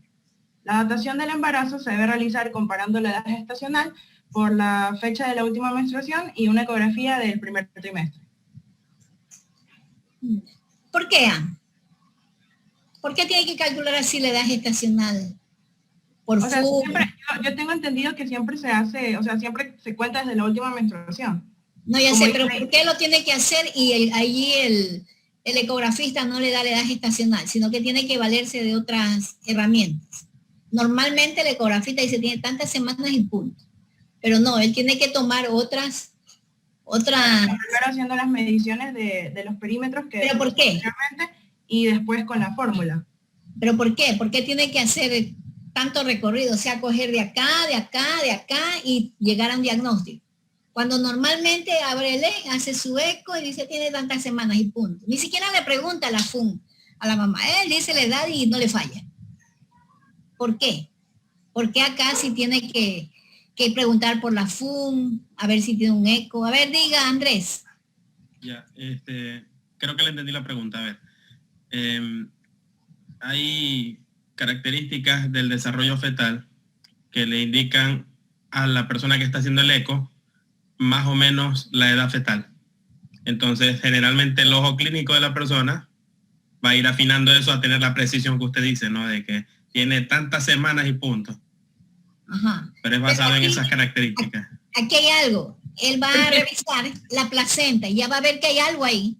Entonces, por eso ya la maduración de la placenta. Así es. Entonces, cuando tiene la placenta ya dice, aquí hay algo anormal, empieza a preguntar, ¿y cuándo fue la última menstruación? Porque para él ese niño tiene, por decir algo, 24 semanas y al final tiene 32, pues. ¿No? Por lo pequeñito. Hay algo que no le cuadra. Hay algo que no le cuadra. Entonces, eso, cuando ya la placenta está disfuncional, o él ve que el cordón umbilical no tiene mucha resistencia, no late mucho, porque recuerden que la resistencia da el latido, ¿no? La resistencia periférica de los vasos umbilicales no tiene el latido como él está acostumbrado a ver, la resistencia no se nota. Entonces, al haber menos resistencia en los vasos umbilicales, significa que algo está pasando. Hay mayor diástole en el flujo placentario, y el aumento de la diástole me baja la presión de los vasos umbilicales y prácticamente están exangües y hay poca sangre que le llega al bebé, ¿no? Es por eso que él tiene que valerse cuando detecta algo anormal en la placenta o en los vasos umbilicales, tiene que valerse de otras estrategias para definir si realmente ese peso está adecuado para la edad, y ahí recién puede decir, está debajo del percentil 3, ¿no? Ahí sí le sirve todo lo anterior, lo que uno aprende en la facultad, calcular de acuerdo a la última menstruación. Ya. Entonces, por eso es que si no tiene la ecografía del primer trimestre, no tiene la valoración, no tiene la edad gestacional, él va a hacer su curva de crecimiento a partir del peso fetal ecográfico y va a decir, bueno, aparentemente este chico tiene tal edad, y en 2 semanas vuelve a hacer la ecografía, vuelve a hacer el examen, y si ve que no hay progresión, porque es un chico en crecimiento rápido y a esas alturas, si no hay progresión, significa que lo más probable es que se trate de una RCI1, cuando no progresa el chico en 2 semanas. Ya. Entonces, pero hay algo más que sigue. Sigamos, Evelyn, ¿no? Sí, dígame. Sigamos. Los que tienen un peso por debajo del percentil 3, ¿qué dice? En caso de no tener ecografía del primer trimestre, se va a hacer una curva de crecimiento con una nueva valoración del peso fetal ecográfico como mínimo de 2 semanas.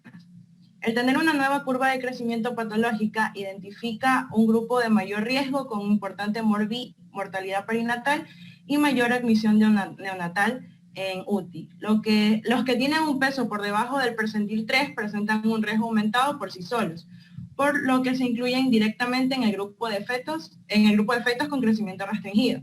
El peso menor a un percentil 3 aumenta 20 veces la mortalidad perinatal.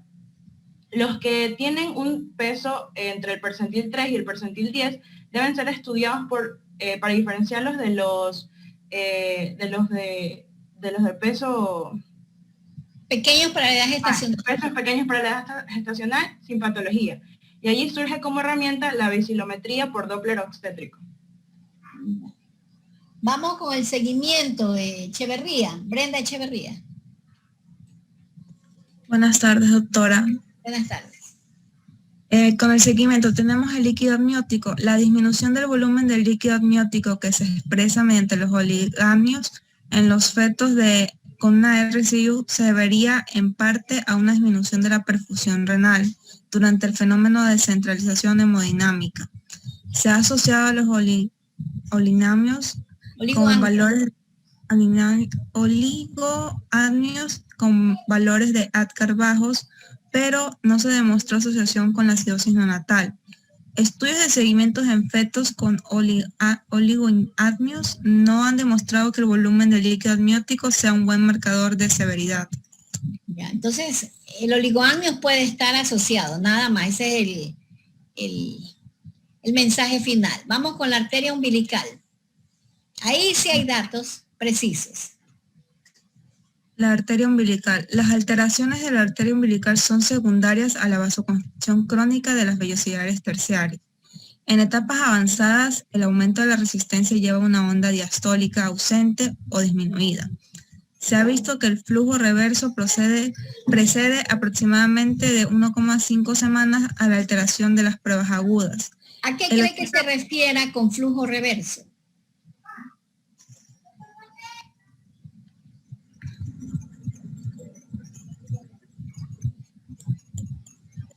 De que el flujo normalmente va a cambiar su dirección. Así es, pero ¿cuál es la dirección normal del flujo sanguíneo? Entre la placenta y el bebé. ¿Desde dónde hacia dónde va la sangre?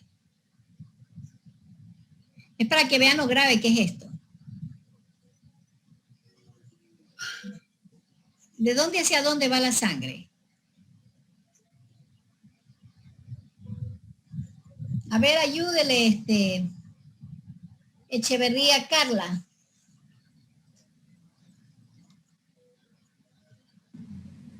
De la placenta al feto. Claro, de la madre, de la placenta hacia el feto. Ese es el flujo normal. Pero al aumentar la resistencia en los vasos placentarios, ¿no? Y se produce una disminución del riego sanguíneo en la arteria de los vasos umbilicales. Esto tiene una onda diastólica disminuida y eso hace que el flujo sea reverso, ¿no? Que no llegue tanta sangre al bebé, más bien la sangre tienda a salir del bebé. Por eso es que no desarrolla tan bien. Ahí hay el flujo reverso. Y estos fetos ¿qué características tienen? Van a presentar las alteraciones, van a presentar un flujo anterógrado por este cambio en su dirección. Ya, ¿y qué consecuencias van a tener a nivel de perfusión? Van a tener hipoxia. Ella habla del 80% de estos fetos van a tener hipoxia. Lógico, si no hay sangre que perfunda los tejidos, van a tener hipoxia. Y el 40% van a tener, de los fetos con acidosis, van a tener el flujo reverso. O sea, un feto con acidosis significa que tiene un flujo reverso. No le está entrando sangre, más bien está perdiendo. Ya. Sigamos en el siguiente párrafo. Es importante recordar eso, que la arteria umbilical juega un papel muy importante para el RCIU. Cuando se vuelve el flujo reverso, el paciente va a presentar RCIU con un alto porcentaje.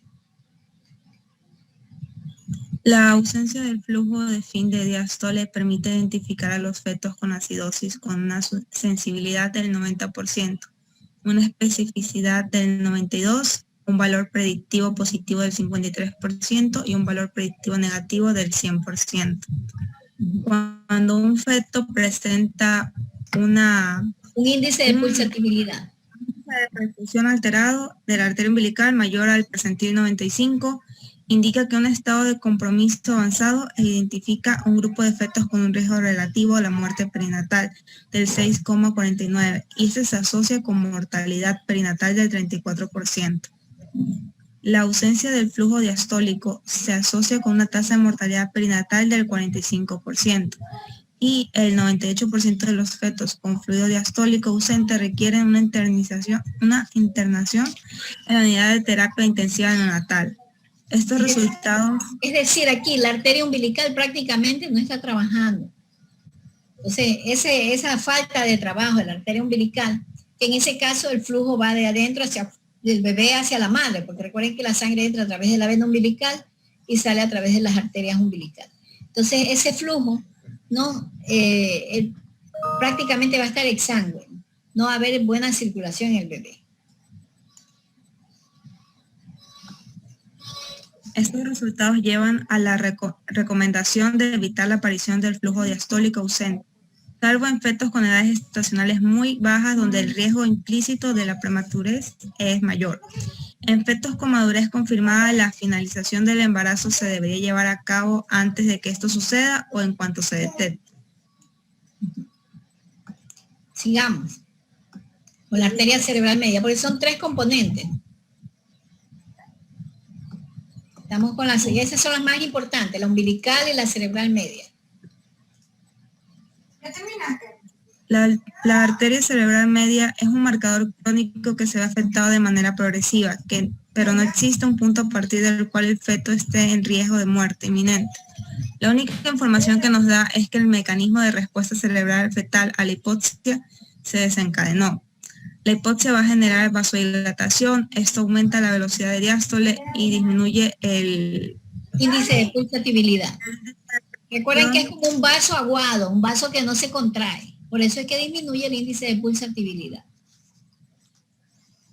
Esta alteración precede en unas 2 a 3 semanas el deterioro severo y no tiene utilidad para el seguimiento. Se considera que un feto tiene vasodilatación cerebral cuando el índice de perfusión de la arteria cerebral media es menor al percentil 5 de manera persistente. 2 determinaciones separadas por más de 12 horas. Los estudios de seguimientos en niños con vasodilatación de la arteria cerebral media en la vida intrauterina se ha encontrado un rendimiento subóptimo del coeficiente intelectual cuando el índice de perfusión de la arteria cerebral media era de un percentil menos del percentil 5. Al 5, sí. Los fetos pequeños para la edad gestacional con Doppler de la arteria umbilical normal que cambian con su clasificación debido a una alteración de la arteria cerebral media, un índice de perfusión de menos del percentil 5, por vasodilatación tienen un mayor riesgo de un peor resultado perinatal. Ya, muy bien, muy bien. Entonces creo que aquí ya estamos claros respecto a la fisiopatogenia del proceso, ¿no? Tenemos el líquido amniótico que realmente no revela nada, que es un oligoamnio, puede estar asociado. La arteria umbilical, ¿no? Que hace un flujo reverso. Y generalmente el IP está mayor al percentil 95 por el aumento de la resistencia al flujo y hace flujo reverso. Se cierra el vaso, se contrae mucho y no deja pasar sangre, ¿no? Y por último, la arteria cerebral media, que en cambio acá es vasodilatación. Acá no hay resistencia, acá hay vasodilatación, entonces el IP baja a un percentil menor al 5%. Y el pronóstico es peor porque va a dañar los tejidos cerebrales por falta de irrigación. ¿Ya? Entonces realmente ese es el resumen. Ya tenemos también el índice cerebroplacentario, que es el parámetro más sensible para detectar los RCIO. Va a combinar tanto las alteraciones que hay en la arteria umbilical y la arteria cerebral media. Ya. Esto lo da el ecografista, ¿no? Cuando el índice cerebroplacentario en el pequeño para la edad gestacional muestra un valor menor al percentil 5, debe ser reclasificado como RCIU. Realmente el ecografista lo que le va a dar es ese índice cerebroplacentario. Ese es el que le interesa al pediatra. Pero igual no debemos olvidar los componentes, ¿no? ¿Cómo se compone el índice cerebroplacentario? ¿Cuáles son los parámetros que dan? La arteria cerebral media. ¿La qué? La arteria umbilical. Exacto, la cerebral media y la umbilical. Ya, cuando la umbilical está ¿por cuánto? ¿Por encima o por debajo del percentil 95? Del percentil 90. Por encima. Acuérdense que aumenta la resistencia y evita y hace el flujo anterógrado, ¿no? Retrocede la sangre. En cambio, la cerebral media produce vasodilatación y la sangre no se mueve. Entonces no irriga los tejidos cerebrales. Por eso es de peor pronóstico la afectación de la cerebral media. Pero placentario, sí, El índice cerebroplacentario es el que nos va a dar definitivamente el diagnóstico de RCIU. Si este índice es menor a percentil 5 en un niño pequeño para edad gestacional, ya no es pequeño él. Él es un RCIU. En el momento en que el índice se mantiene por debajo del percentil 5, tenemos que hablar de un RCIU. No. Bueno, el resto es estadística. Lo importante es lo que ya hemos leído, pero vamos más adelante, ¿no? Aquí ya, eso, RR lo subrayé porque no me acordaba que era ese riesgo relativo, ¿no? Eso, solo por eso lo subrayé, para buscarlo. Entonces hay muchos perfiles y lo que nos interesa es cuáles son las conductas que debemos tener. Una vez que el ecografista o el ginecólogo nos da el estadio del RCIU, que puede ser en 4 niveles, no, tenemos que hacer una correlación fisiológica y decir cómo está el bebé. El nivel 1 nos va a indicar que tiene una leve insuficiencia placentaria. El nivel 2 va a decirnos que es una severa insuficiencia placentaria. Ya, el nivel 3 ya nos habla de sospecha de acidosis fetal y el nivel 4 tiene una alta sospecha de acidosis fetal. Entonces, ahí están los índices que nos van a indicar los ecografistas por los cuales ya clasificaron el estadio. Y el seguimiento, en el caso del nivel 1, es semanal y los otros niveles serán en días y horas. La finalización en el estadio 1 puede llegar a las 37 semanas ese embarazo. Lo puede llevar, ¿no? Porque la insuficiencia placentaria no es grave, ¿no? Pero en la severa, ¿no? A las 34 semanas ya tenemos que, en el nivel 2, tenemos que operar a la mamá para hacer la cesárea. En el nivel 3, a las 30 semanas ya hacer maduración fetal y cesárea. ¿Por qué a las 34 semanas no dije maduración fetal?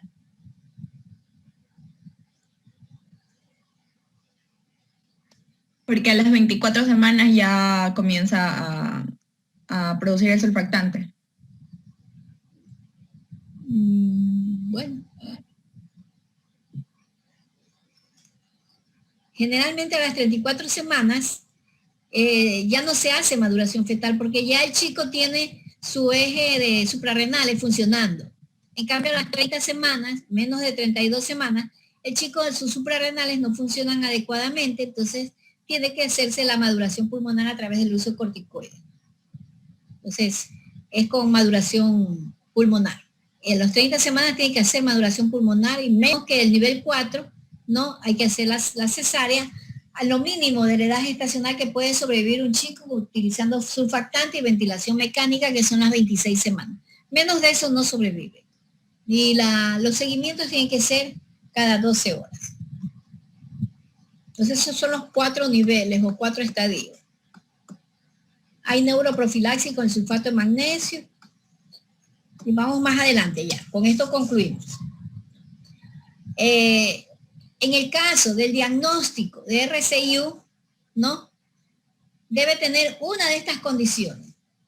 Ya. Si es pequeño para la edad gestacional, él va a tener su arteria uterina normal.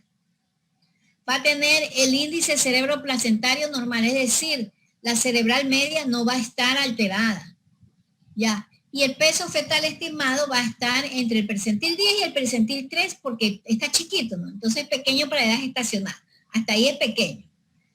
Pero en el caso de que la arteria uterina tenga un IP mayor al 95 a 95 y en el caso de que el índice cerebroplacentario sea menor al percentil 5 y el peso esté por debajo del percentil 3, cualquiera de los 3 criterios nos va a dar el resultado de un niño con RCIU. Por eso dice, para incluir en el grupo de RCIU se debe dar al menos una de las 3 condiciones.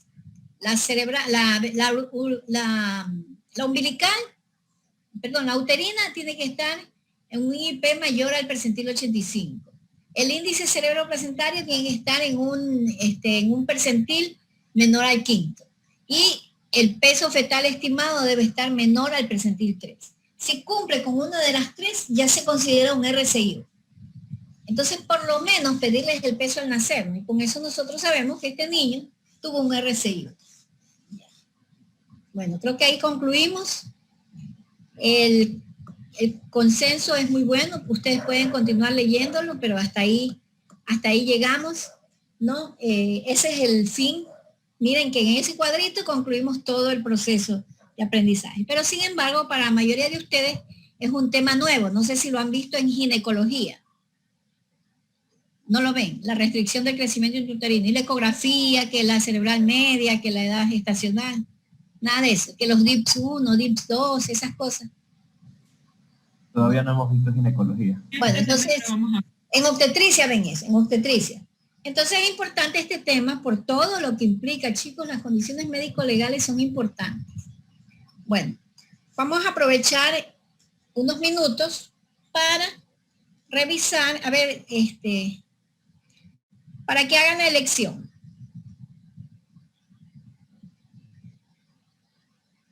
A ver, deje poner un chat, deje acá estoy. Aquí me va a pedir que... A ver. Pediatría 2, ustedes son del segundo grupo. Pediatría 2, grupo 2. De consulta y motivo de ingreso. La diferencia entre motivo de consulta y motivo de ingreso es que una consulta por fiebre, pero ingresa porque está séptico, ¿no es cierto?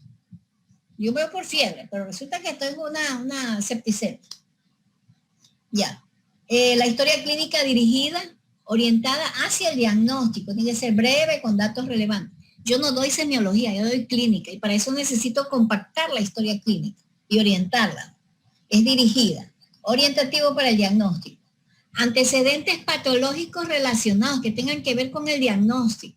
No me va a decir que tuvo una parasitosis hace un año y el chico que tiene, qué sé yo, tiene neumonía, pero no tuvo Ascaris. O sea, no me interesa porque el Ascaris es el que se interesa por la neumonía y ¿no?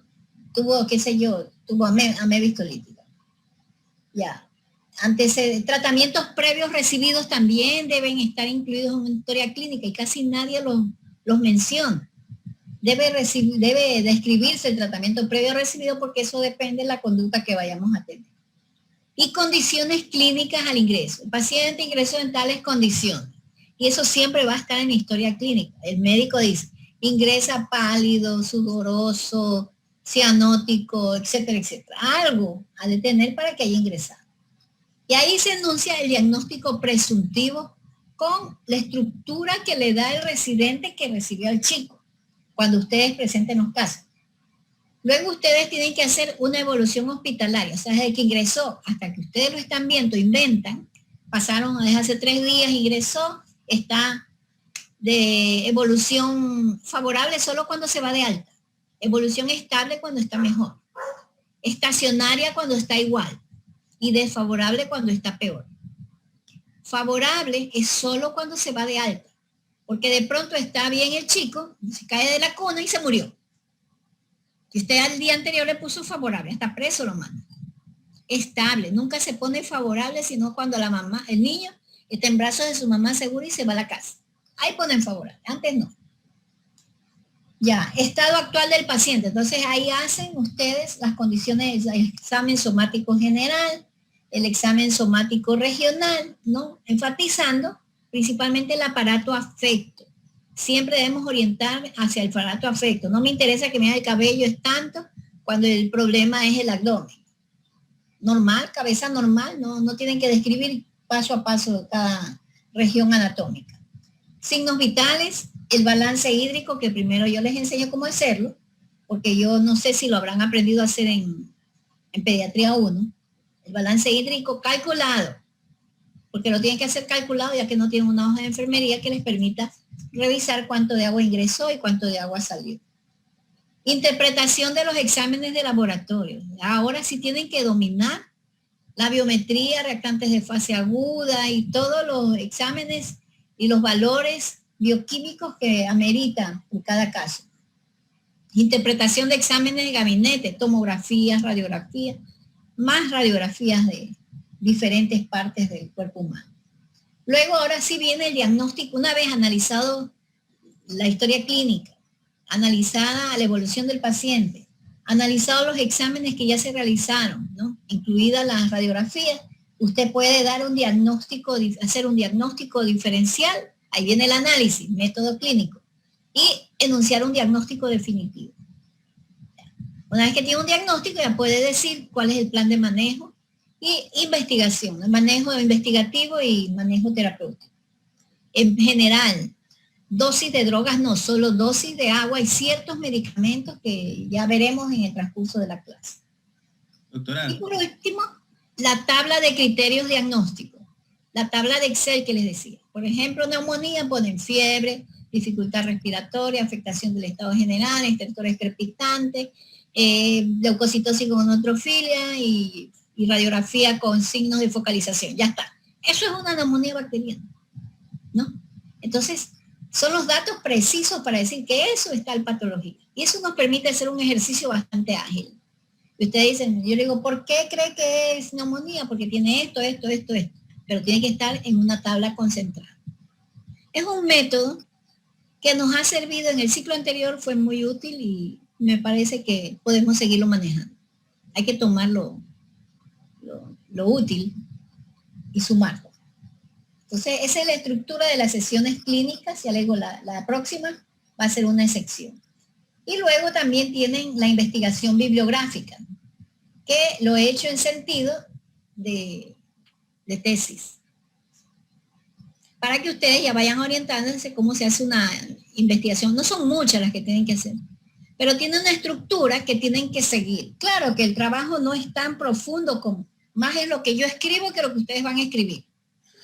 No es tan profundo lo que he hecho.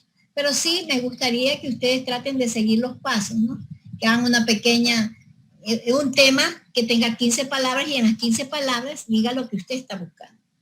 La introducción, ¿no? Que tenga una pequeña justificación y aprendan a hacer una justificación, más que sea una chiquita.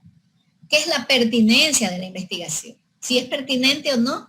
O sea, si pertenece a su entorno académico, a su entorno laboral o a su entorno comunitario. Esa es la pertinencia. Si tiene relación con lo que usted está viendo en la asignatura o lo que está viendo en su entorno laboral. Eso es pertinencia. Poner objetivos, más que sea un objetivo, a saber plantear un objetivo, porque es una enseñanza. El método de la búsqueda bibliográfica es un método, no es que yo bajo un artículo y ya. Tiene que definirme cómo lo encontró. No importa si es bueno o malo el artículo, lo importante es que sepa que existe un método para hacer esa búsqueda con los diferentes filtros, ¿no? Utilizando metabuscadores y nada que Google. Google académico lo mínimo. Desarrollo y resultados, que serán un párrafo o 2 párrafos, el resumen de lo que está investigando, una conclusión y las referencias bibliográficas estilo Vancouver. Pueden incluir anexos, ¿no? Alguna tabla, alguna imagen, alguna cosa lo pueden incluir. Entonces, ese es el segundo trabajo que tienen que hacer, ¿no? Y ahí está el análisis de casos clínicos y lo van poniendo número 1 y lo van llenando en el cuadernito que les voy a enviar. Cuadro clínico número 1, ¿no? Y ahí van poniendo, van escribiendo los cuadros y los van pegando. Entonces, de esa manera ya llevan un control. Esa ya es la bitácora de pediatría. Es una bitácora real, porque ahí hay el control de todas sus actividades prácticas y parte de la formativa. Entonces, como cátedra hemos tratado de ordenar, ¿no?